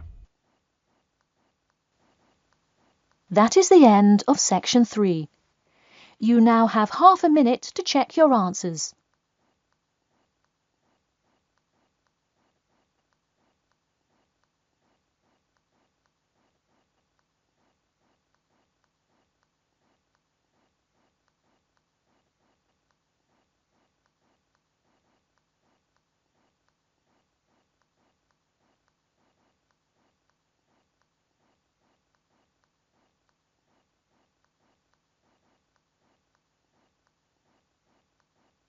Now turn to section 4. Section 4. You will hear an introduction about an eco-friendly building called the Gherkin. First, you have some time to look at questions 31 to 40.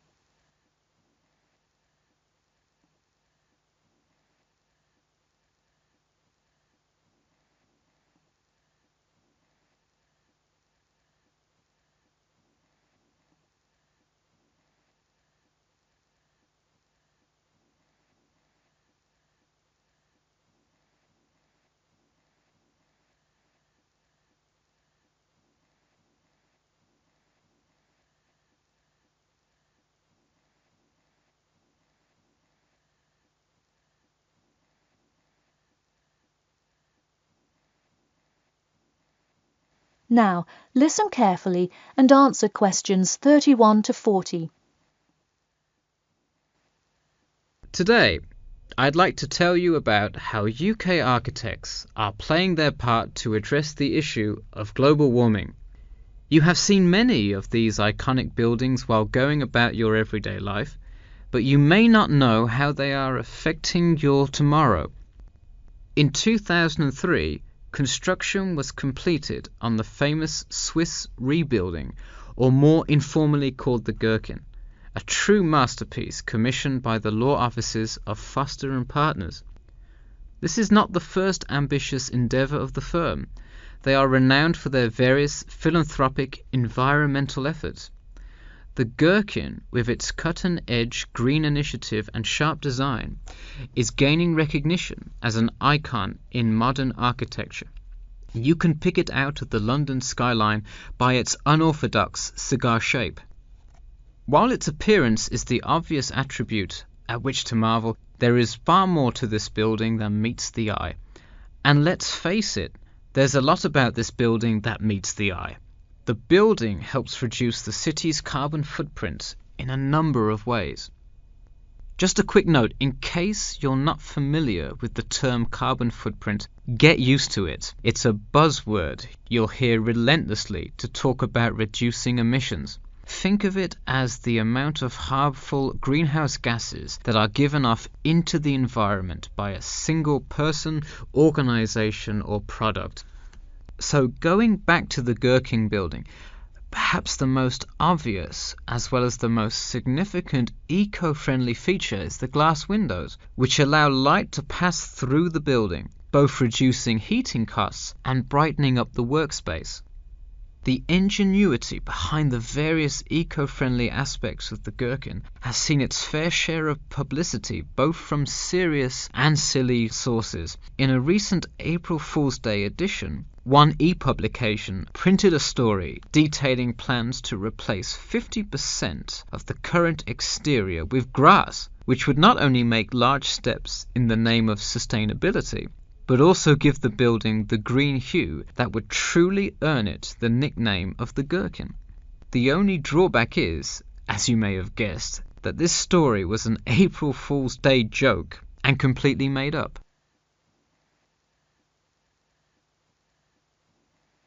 In all seriousness, though, the building is setting a new standard of design that other architects and city planners just cannot ignore. The building's bold and cost-efficient design has won a number of architecture awards, including the Stirling Prize, the London Region Award, and the Empress Skyscraper Award, among others. The design comfortably accommodates a large number of offices, while keeping maintenance and operation costs down, striking a superb balance between nature and the workplace. Nature is well and good, as long as the weather is nice outside. Given London's notoriously bad weather, the architects knew they must devise a quality temperature regulation system, and that they did. A special system designed to reduce the building's reliance on air conditioning was devised that cuts consumption in half compared to standard office buildings. There are atria that link each floor vertically to one another, forming spiraling spaces up the entire building. They serve not just as social common spaces, but also act as the building's lungs, distributing clean air from the opening panels in the facade through the entire building. The building isn't all business though. It has its fair share of fun as well. At the very top, a club room offers a picturesque entertainment spot for company functions, private parties, etc., with a breathtaking panoramic view of the city. The creation of such an innovative structure has many wondering what the future of urban planning and architecture may be. Well, if the other projects currently commissioned by Foster & Partners are any indication, the entire city constructed with similarly eco-friendly buildings is not far in the distance. The Masdar City development aims to create a desert city that produces zero waste and removes as much carbon dioxide from the atmosphere as it puts in, a huge feat in protecting our Earth. The Gherkin is a truly impressive feat, yet it is not the only one worth noting. Now to move on to another green initiative, I'll tell you about the Eden Foundation building found in Cornwall. That is the end of section 4. You now have half a minute to check your answers.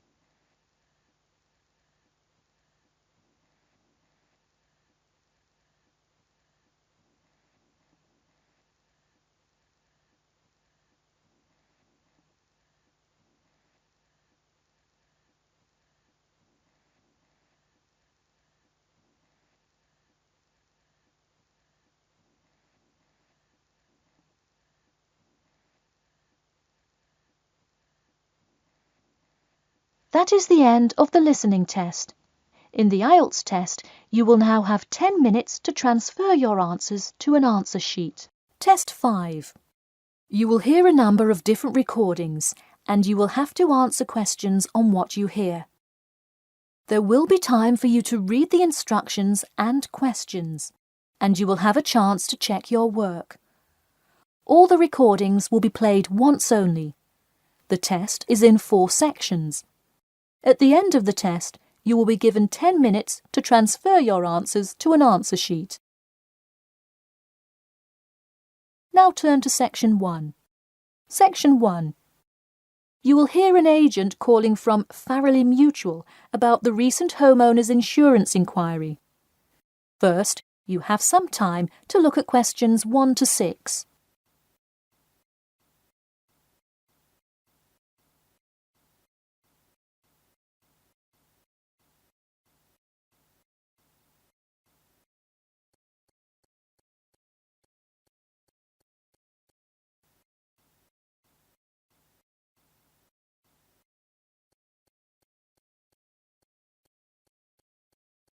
You will see that there is an example which has been done for you. On this occasion only, the conversation relating to this will be played first. Hello. Yes, I'd like to speak with Janet Evans, please. Speaking. Hi, Miss Evans. This is Jim Rodriguez, calling from Farrelly Mutual about your recent homeowners insurance inquiry. The man says that he'd like to speak with Janet Evans. So, Janet Evans has been written in the space. Now we shall begin. You should answer the questions as you listen, because you will not hear the recording a second time. Listen carefully and answer questions 1 to 6. Hello. Yes, I'd like to speak with Janet Evans, please. Speaking. Hi, Miss Evans. This is Jim Rodriguez, calling from Farley Mutual about your recent homeowner's insurance inquiry. Yes, hi. Thanks for returning my call. My pleasure. I understand you are potentially interested in insurance for a bungalow located a bit out of town. Could you give me the address? Sure, it's 49 Greenway Court. Greenway is one word. Thank you. All right, and would you prefer to be contacted via email or phone? Either one is fine. Maybe try emailing me first, and as an alternative, I can give you my phone number.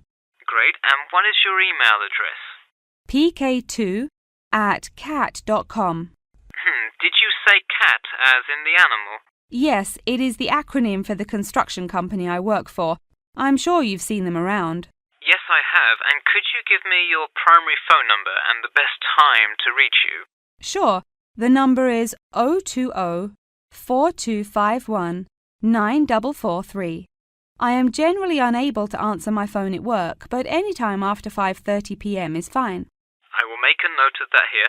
Now, I'm going to ask you a little bit about property itself, so we can make an accurate estimate of the cost of insuring your home. Could you tell me the size of your house?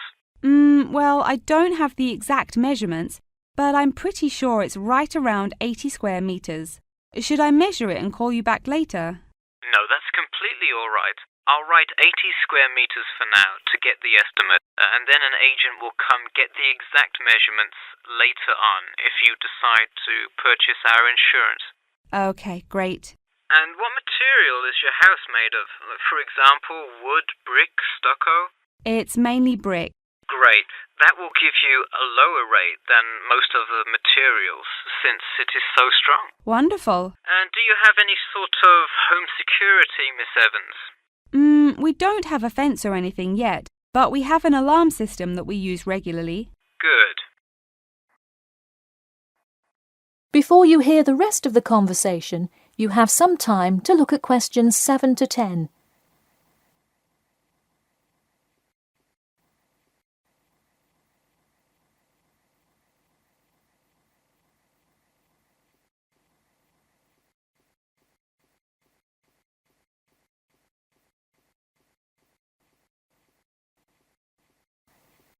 Now listen and answer questions 7 to 10.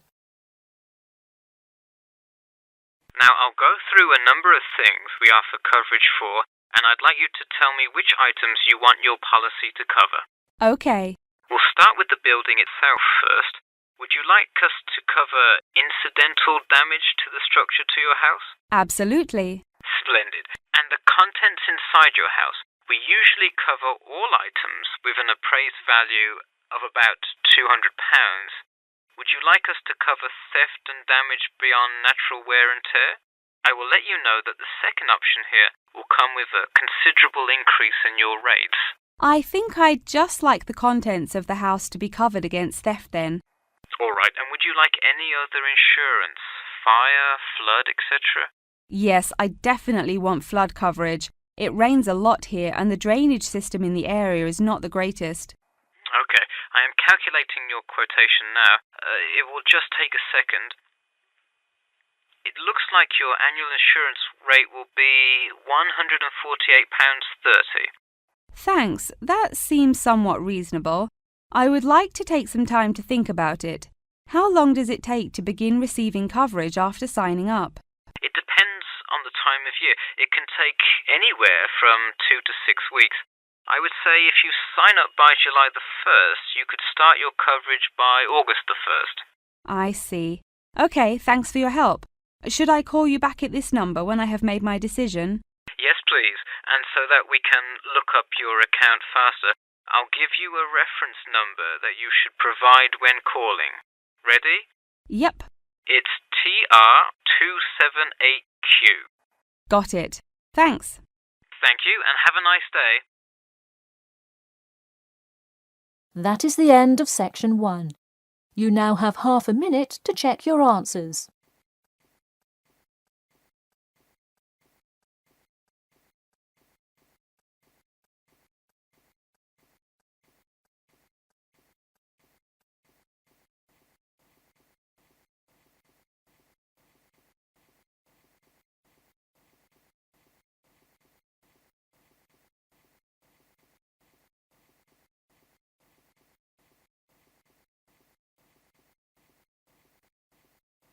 Now turn to section 2.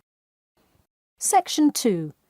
You will hear a talk about a pool and outdoor venue created by some people. First, you have some time to look at questions 11 to 14.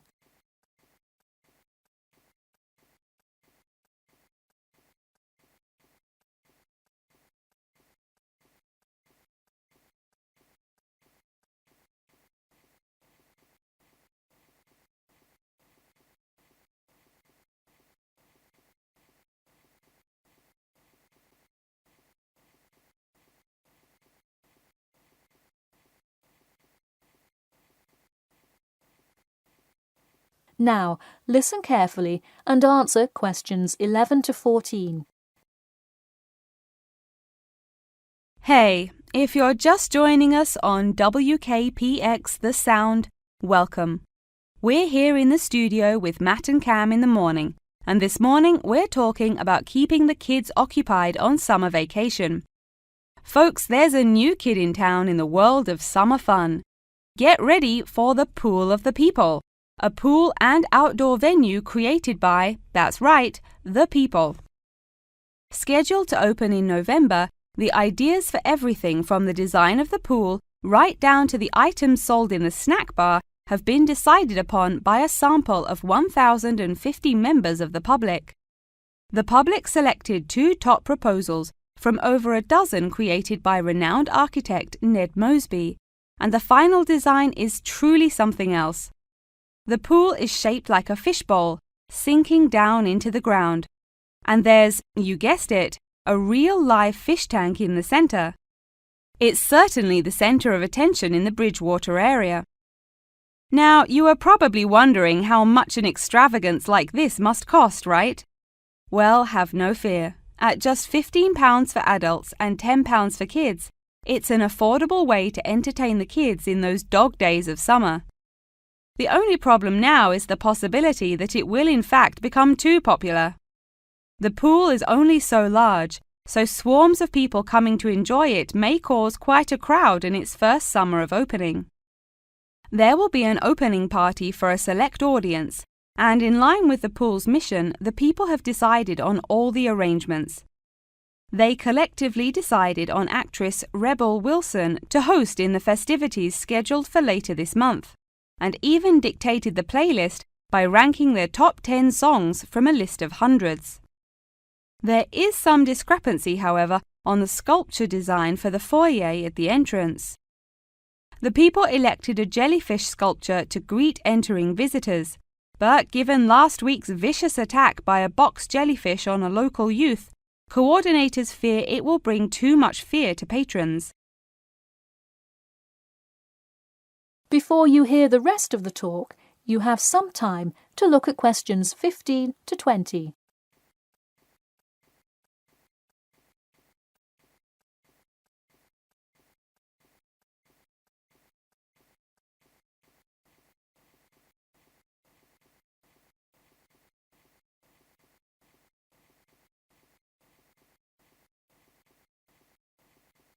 Now listen and answer questions 15 to 20.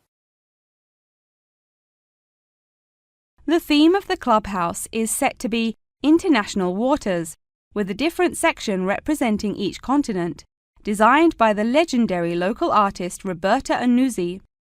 Representing Asia in the reception area will be a mosaic made up of prominent animals indigenous to the continent.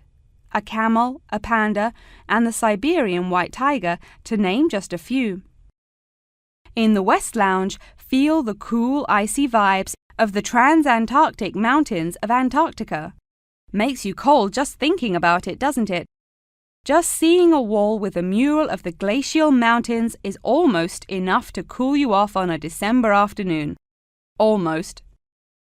Why not make the trip to the pool a social studies lesson at the same time? The theme in the ladies' lounge room for Africa may not be what you expected. A safari? Drum music? The Nile River? No. Did you know that Africa was home to the first jewelry? I sure didn't. By contrast, as you may expect, North America's theme for the card room is as modern, even futuristic as it gets.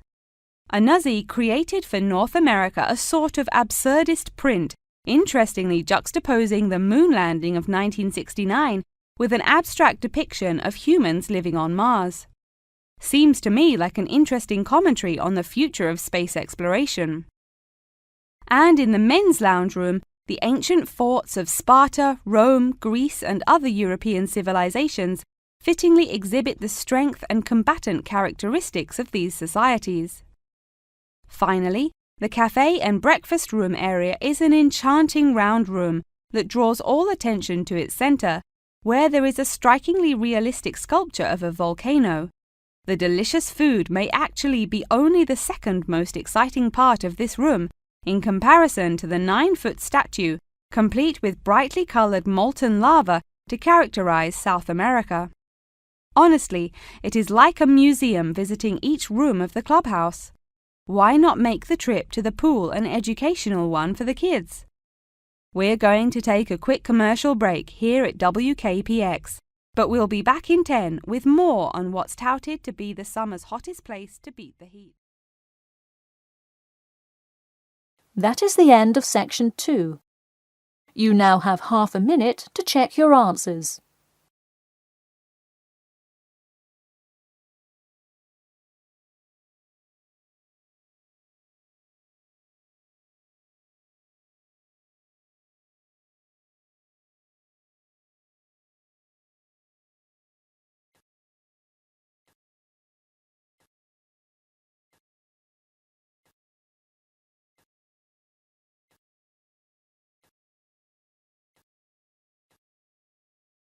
Now turn to section 3.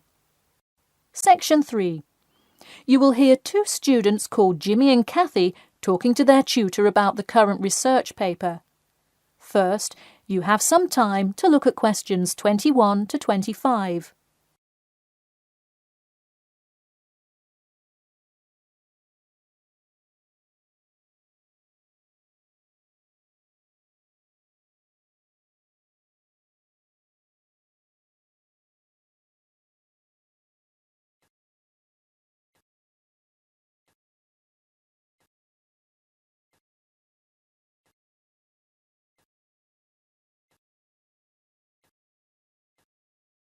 Now, listen carefully and answer questions 21 to 25. Before we start, Jimmy and Kathy, thanks for coming in today to talk about your current research paper. Well, I will also give you some suggestions for your future presentation later. That's great. Okay, I've read the introductory chapter, and so far I like where you're going with your research, you two. Thanks. What did you think of the procedure section? I haven't got there yet. I'll get to that and the results and discussion section in a bit. Oh, if you haven't read the rest, are you just saying you like the introduction? No, the layout is really well done. You have each section clearly marked and have the header and footer perfectly formatted. And your title page is right on the money. A lot of students have trouble with that one. To be honest, we did refer a lot to the example we received in class. That's good to do for spacing and layout, as long as you're not also copying the information. The background information is a little sparse, though. You may want to add to it. You think so? I was more worried about whether I had enough data. You definitely need more background information. I would think about finding some more online articles or doing more research in the campus library. That's a good idea. We can go tomorrow. I find it too tough finding the subject matter in the online journal database. I also like being able to flip through the physical journal, as opposed to trying to scroll down on a computer. Me too. Oh, I almost forgot. I've included all of my citations in the abstract, but could you help me with the bibliography? I should be using a bibliography, right? Not an appendix. Sure, I can help with that. Yes, for this type of scientific research paper, list all sources that you cite in the body of your paper in a bibliography. Go to the website I gave you last time to see the exact way to list each source. Okay, thanks. I'll do that. We still have a lot of things to fix up. Yeah, but there's a lot of good stuff here to work with. So enough about the paper. How is the presentation going? Well, it's all right. I'm going to go try out the new presentation software while Jimmy's working on the bibliography.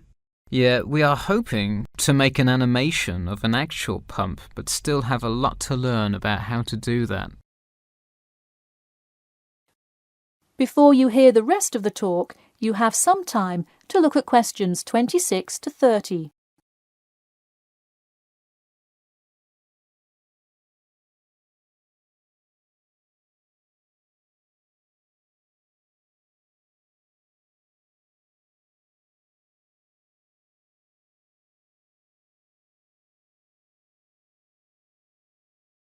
Now, listen carefully and answer questions 26 to 30.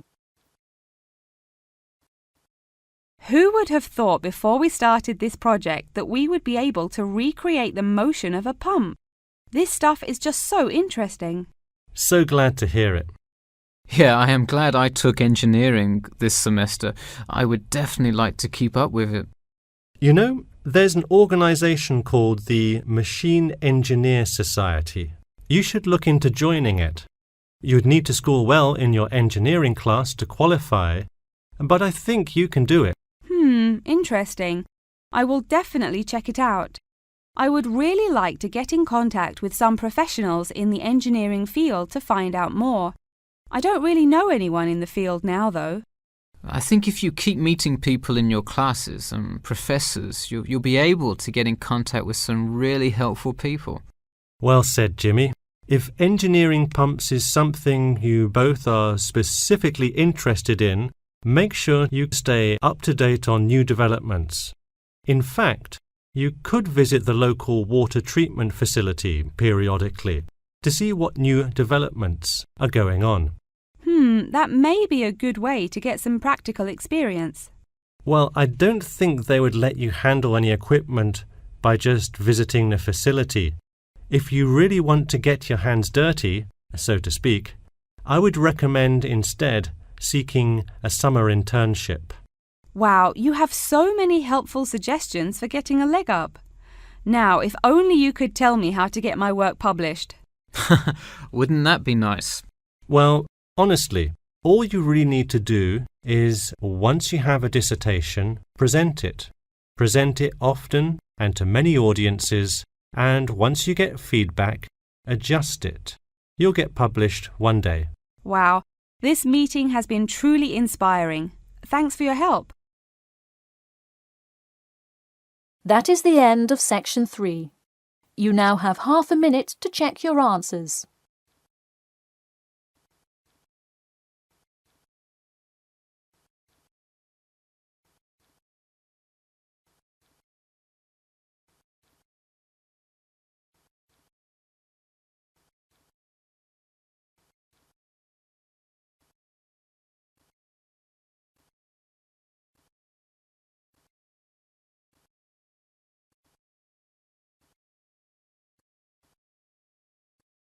Now turn to section 4. Section 4. You will hear a talk about amber, the formation of amber and its applications in different fields. First, you have some time to look at questions 31 to 40.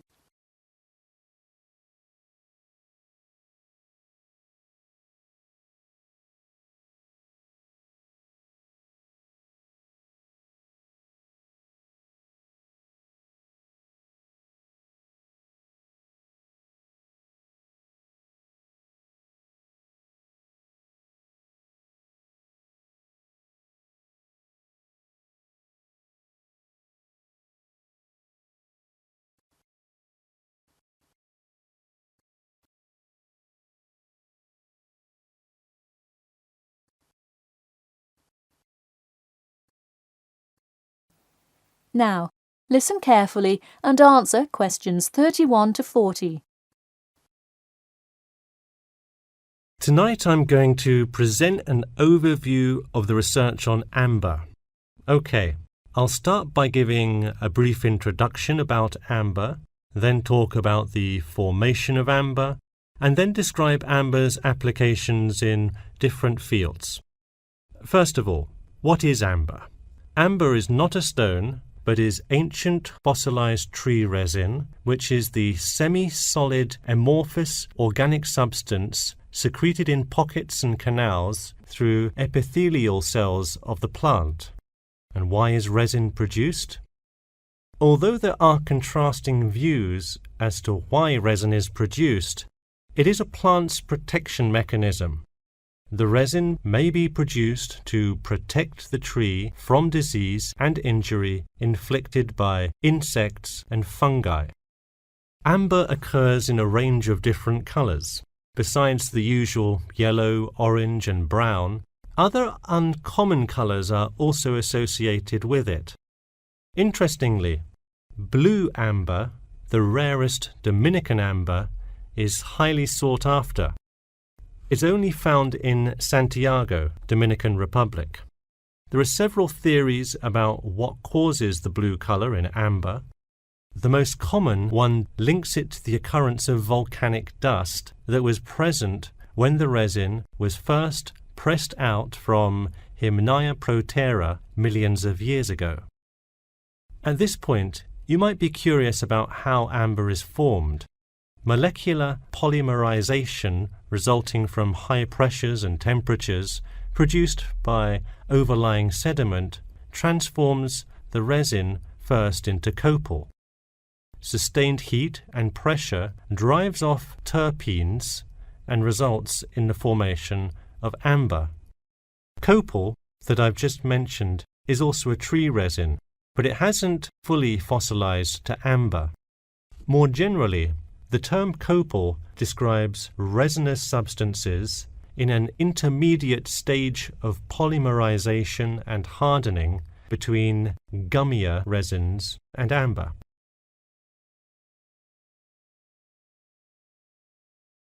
So where can we find amber? It can be found on seashores. The main producer worldwide is Russia.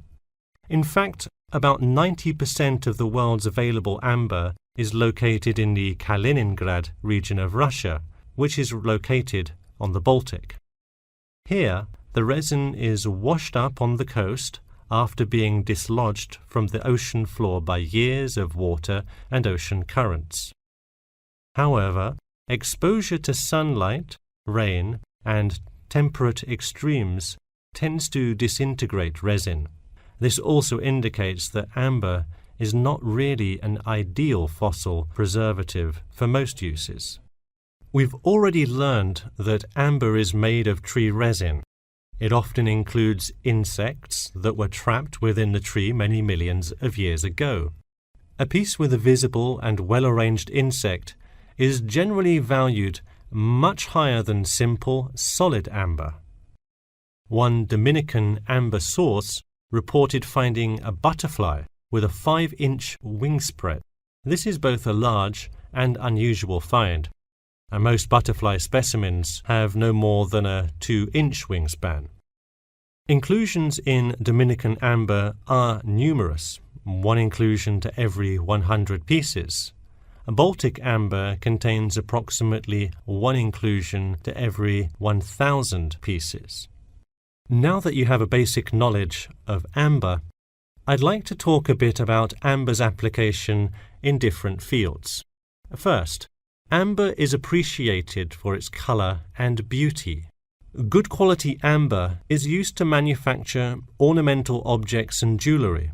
For instance, using a variety of exclusive, first-class quality natural Baltic amber with silver to make natural amber jewelry. But due to the biodegradation of amber fossils, people with amber jewelry have to take special care of it to ensure that the amber is not damaged. It was previously believed that amber worn on the neck served to protect one from diseases of the throat and preserved the sound mind. Callistrate, a famous doctor in the Roman Empire, wrote that amber powder mixed with honey cures throat, eye, and ear diseases, and if it is taken with water, eases stomachache. While the mystery around that use of amber has not been cleared, one thing is sure: it will help effectively to defeat small malaises. Amber has even been used as a building material. Amber created the altar in St. Brigida Church in Gdansk, Poland. In St. Petersburg, Russia, the walls of the famous Amber Room were lined with intricate carvings and inlaid designs. This palace room is being reconstructed from photographs and can be visited at the Catherine Palace, located in the town of 𝐶arskoye Selo. And finally, the fourth use of amber is that... That is the end of section 4. You now have half a minute to check your answers.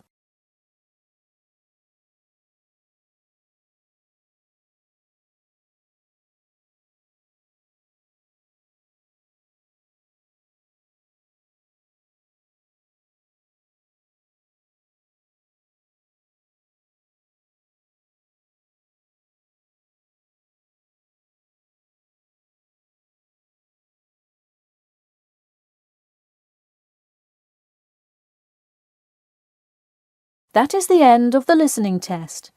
In the IELTS test, you will now have 10 minutes to transfer your answers to an answer sheet.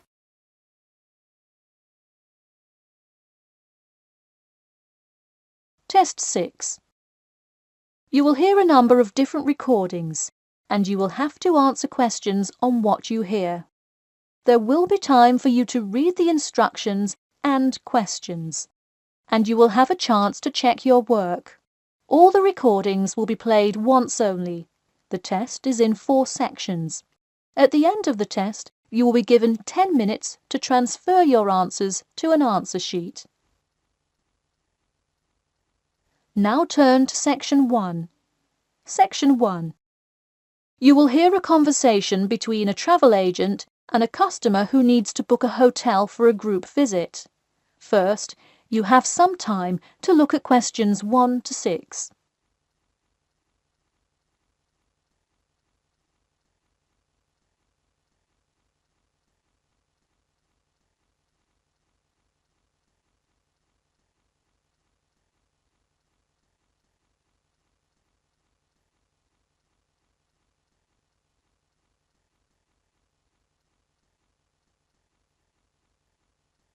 You will see that there is an example which has been done for you.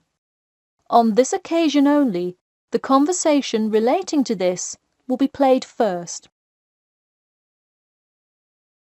Hello, Elite Travel. This is Emily speaking. How may I assist you today? Hi, I have a group visit to plan, and I wonder whether you could help me decide on which hotel to book. I've narrowed it down to either the Winchester, the Royal Hotel, or the Star Hotel. I'm wondering if you have a recommendation. I would be happy to help. Those 3 are excellent choices. If everyone is booking hotel rooms independently, an easy way to do it is online booking. The Star Hotel offers online bookings at no additional charge. It sounds fine. The woman says that the Star Hotel offers online bookings at no additional charge. So, choice B has been written in the space. Now we shall begin. You should answer the questions as you listen, because you will not hear the recording a second time. Listen carefully and answer questions 1 to 6. Hello, Elite Travel. This is Emily speaking. How may I assist you today? Hi, I have a group visit to plan, and I wonder whether you could help me decide on which hotel to book. I've narrowed it down to either the Winchester, the Royal Hotel, or the Star Hotel. I'm wondering if you have a recommendation.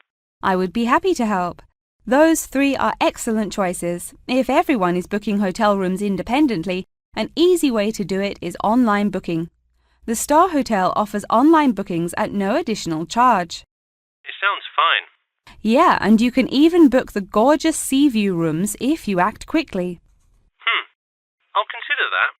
It would be great, since we're mostly first-time visitors to the area, to get a nice view of the water. Now, are there handicap-accessible rooms? Yes, all 3 options have access for the physically disabled. Great. I should also mention that we'll be on a tight schedule, so we won't have much time to go out for meals. Which of these hotels serve food?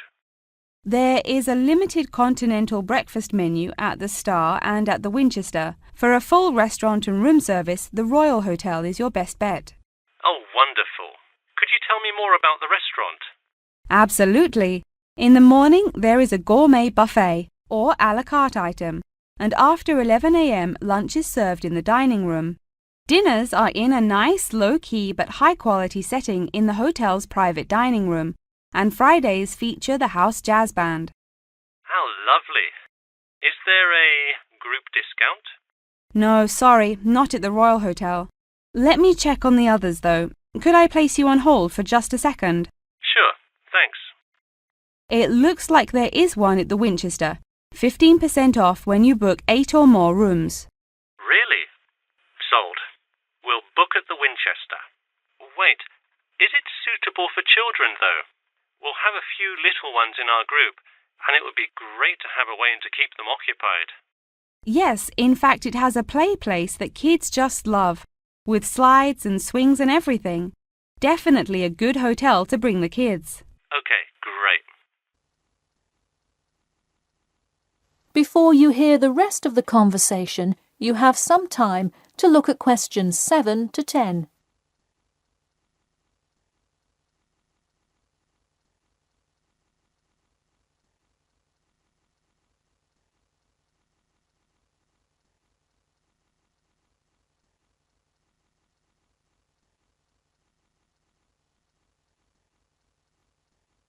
Now listen and answer questions 7 to 10. So now I know where we'll be staying. What next? Should I go ahead and book transportation and assign rooms and everything? Well, for now there are only a few things for you to take care of. We will hold a block of rooms for you as soon as you send a deposit. I recommend booking as soon as possible, so you probably want to send the invitations as soon as you know how many rooms to hold. Oh, right. Okay. I'll send the invitations and put down the deposit. Is there anything else I should take care of? Great! And don't worry about this now, but sometime before you arrive, do let us know if you'll be requiring our transport service to and from the airport. I'll make sure to let you know.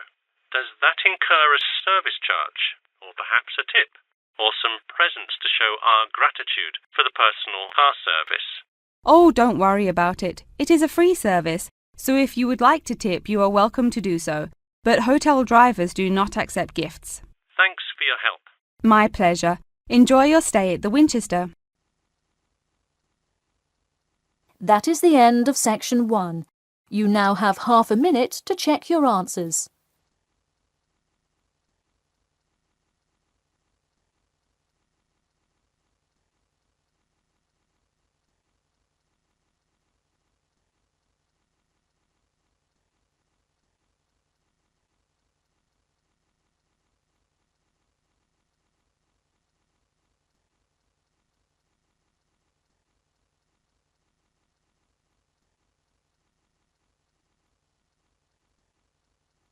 Now turn to Section 2.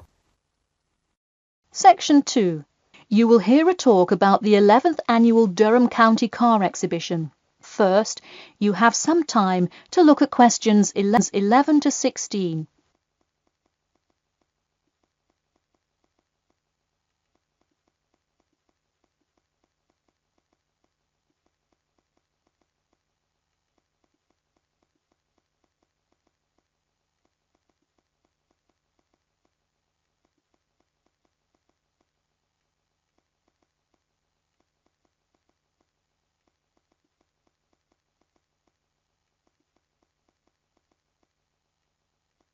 Now, listen carefully and answer questions 11 to 16. Ladies and gentlemen of Durham, start your engines. Skip Gordon here, inviting you to the 11th annual Durham County Car Exhibition. That's right, it's that time of year again. Mark your calendars. The pre-opening event kicks off on the 18th, and the exhibition officially opens to the public on Saturday, March the 19th.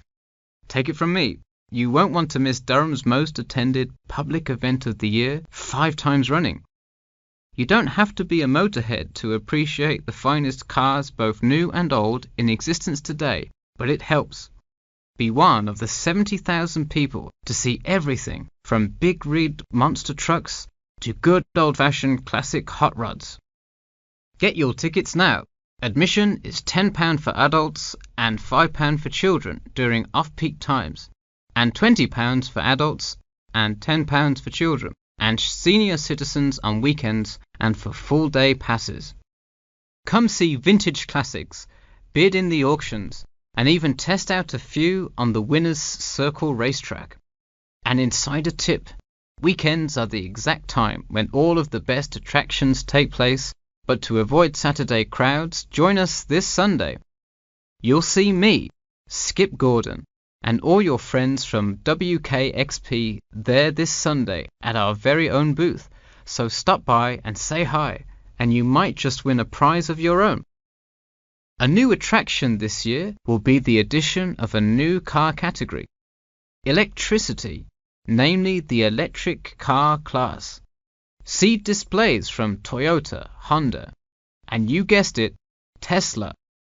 Watch as the first generation of fully electric cars compete on style, ride, and watch the main entertainment as there's going to be a fabulous show of racing car to see who takes home fastest battery-powered car.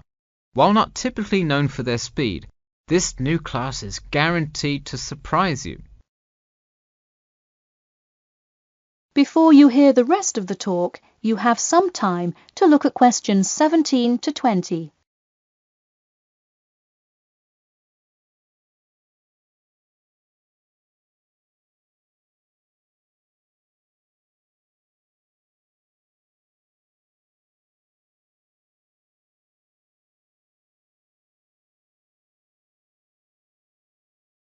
Now listen and answer questions 17 to 20.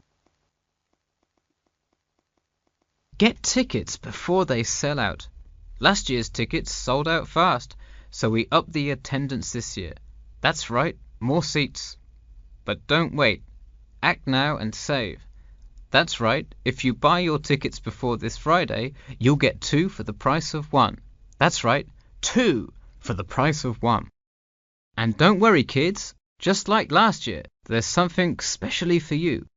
Wreak havoc on the road with the Kids Crazy Cars ride, and then race around the Tiny Tykes track in your favorite child-sized race car. Meanwhile, Mom and Dad can take a spin in a ride a bit more than their size. We're rolling out a massive dirt track so you can get behind the wheel and test drive something a little more adventurous.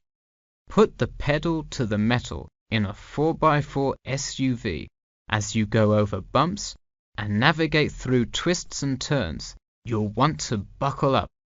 You heard it here. Act now to get in on the fun at the Durham County Car Show before it's too late. Come for prizes, good prices, and good old-fashioned family fun. We had a lucky draw for a new car last year, but this year our main event is the Monster Truck Rally, where one lucky fan will win a chance to experience the thrill from behind the wheel, well, next to the wheel, as they ride with legendary driver Smash Tate. Feel the speed firsthand and talk to a living legend in a true, once-in-a-lifetime opportunity. For tickets, go online to www.durhamcountycars.com or call 1-888-CAR-SHOW now. We'll see you there, and always remember to buckle up. That is the end of section 2. You now have half a minute to check your answers.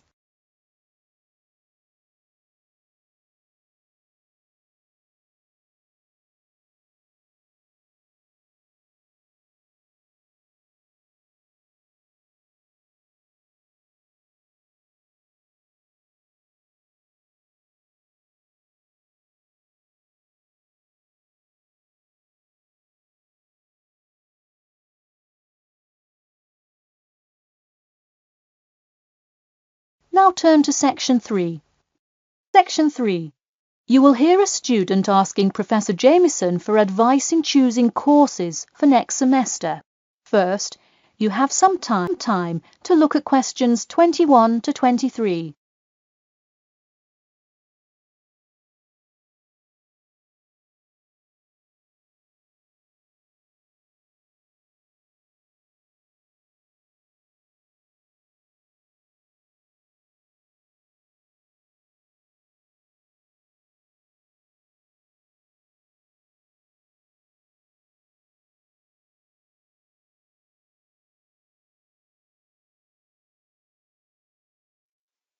Now, listen carefully and answer questions 21 to 23. Hi, Professor Jameson. I was hoping we could talk this week about choosing courses for next semester. That sounds great. Any idea yet what you'd like to take? Well, I was hoping you could kind of tell me. There are so many to choose from. I don't even know where to start. Sure. Well, first things first. Do you know what you will major in? It's important to take courses that are relevant to your career path. Well, I think I want to major in biology. I want to go to medical school, so it seems like it would make sense. I agree. If you like biology, it's definitely a good idea to focus on that, since so many of the requirements overlap. Okay, so I should take a few biology classes then? Yes, let's start there. You should pick 1 or 2 biology classes. Not just any biology classes, though. If possible, read online or talk to senior fellows and find out about the structure of the courses. You don't want to end up signing up for 2 classes that require labs in the same semester. You'll spend so much time in the biology department that you won't see the light of day. All right, good idea. I heard labs can be as long as 4 hours. That's true. And another thing, make sure the topic is either relevant to your major or something you're interested in learning about. It sounds obvious, but do not just take a class because you heard it was easy or because it does not require attendance. Of course not, though it would be really nice to have at least one class that's a little bit less rigorous than the ones I'm taking this semester. I barely sleep as it is with all this studying. That may have more to do with your study habits, though I don't disagree that your schedule is really difficult this semester. Before you hear the rest of the talk, you have some time to look at questions 24 to 30.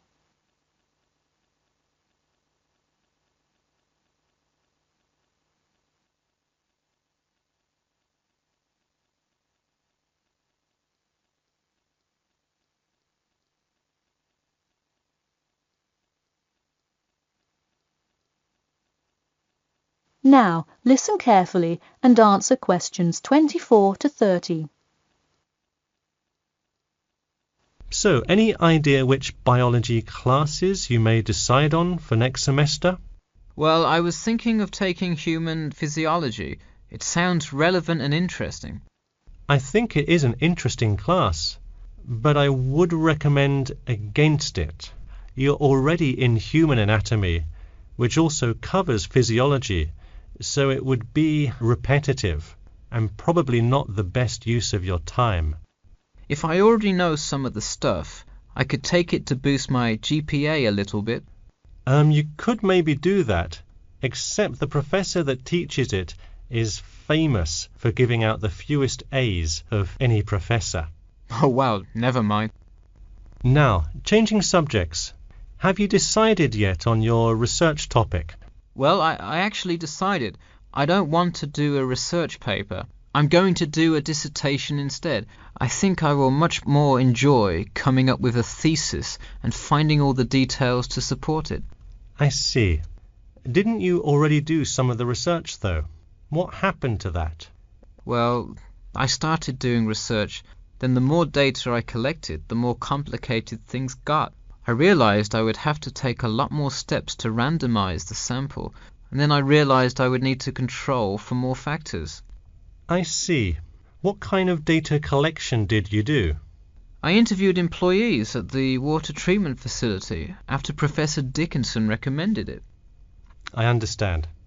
Well, the research paper could be much more outside work, but it may be worth it if that is what you're interested in. No, I am a lot happier just doing the dissertation. That's fine with me.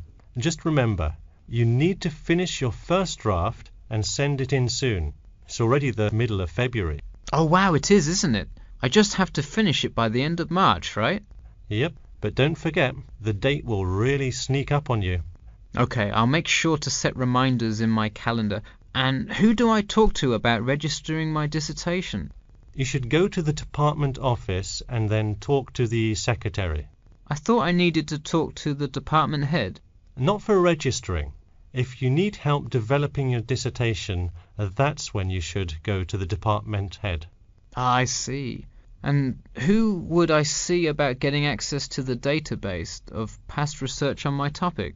That you can find in the computer lab, specifically in the office. You'll have to ask a lab technician to give you access.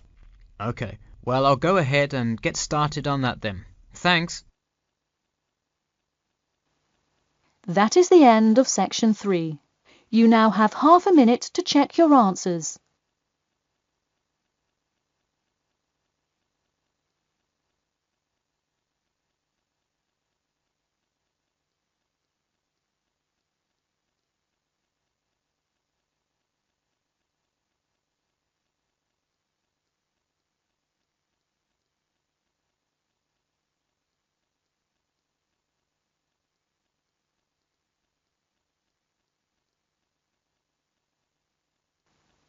Now turn to section 4. Section 4. You will hear part of a lecture about the role of sleep in humans and animals. First, you have some time to look at questions 31 to 40.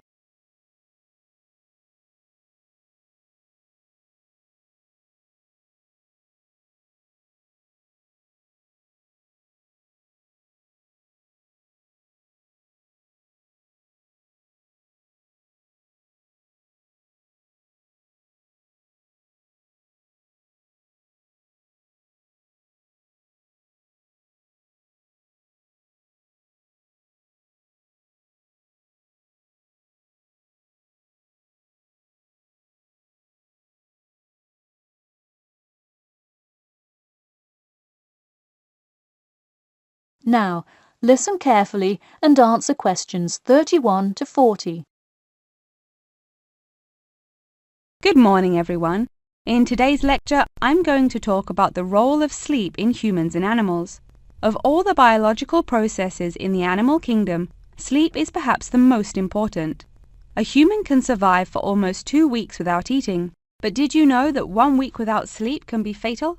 It's even worse for animals, especially for those who must avoid predators. Without sleep, an animal is much less capable of avoiding an attack. This is the case for all animals, whether they are reptiles, mammals, or fish. Let us look now at how different animals sleep, reasons for their ways of rest, and the potential problems they might encounter. In marine life, sleep must be balanced with breathing. For example, the dolphin must float to the surface as it sleeps in order to breathe. Like other large sea mammals, they keep one eye open and one half of the brain awake at all times to maintain some amount of consciousness required to breathe and to watch out for possible threats. They sleep with only one brain hemisphere in slow-wave sleep. Birds also have unusual sleeping patterns, mostly due to being constantly on edge in the presence of numerous predators. They usually sleep quite lightly. For example, Swainson's thrush, also called olive-backed thrush, is a medium-sized thrush that takes hundreds of naps during the day, each of which lasts just a few seconds. While migrating, migratory birds tend to function well on micronaps. Horses, on the other hand, do most of their sleeping standing up. Scientists think that horses developed their habit of sleeping upright as a defense mechanism, a way of protecting themselves against predators, and a standing position keeps a horse in a constant state of readiness to race away if danger should approach.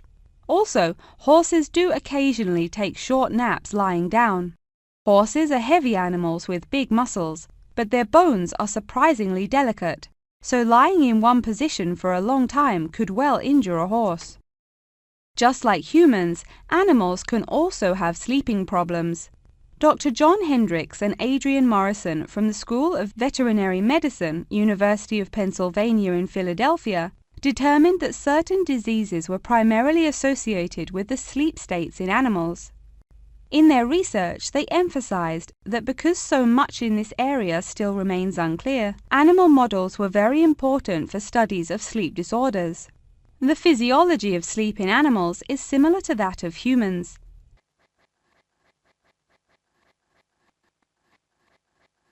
But why do we humans sleep?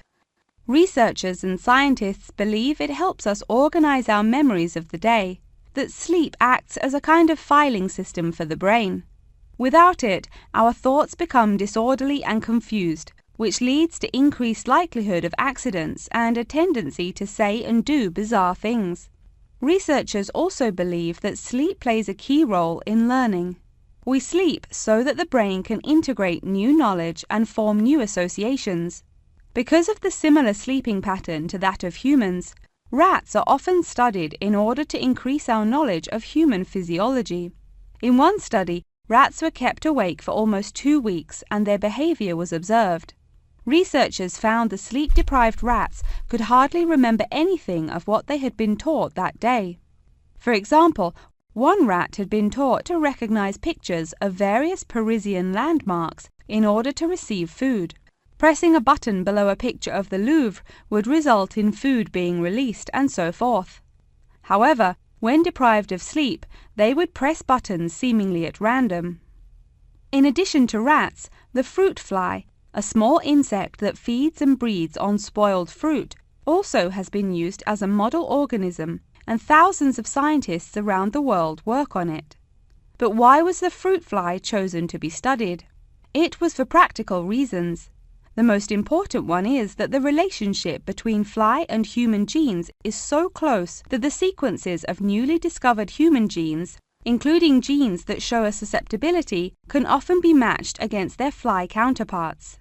This provides an indication of the function of the human gene and could help in the development of effective drugs to help people with sleeping disorders. Therefore, many scientists today choose to study the genetic structure of the fruit fly, which could make a particularly important contribution to the understanding of developmental processes in humans. In conclusion, sleep is a necessary part of life, not just for humans, but for the entire animal kingdom. Now, I'd be happy to answer any questions you may have. That is the end of section 4. You now have half a minute to check your answers.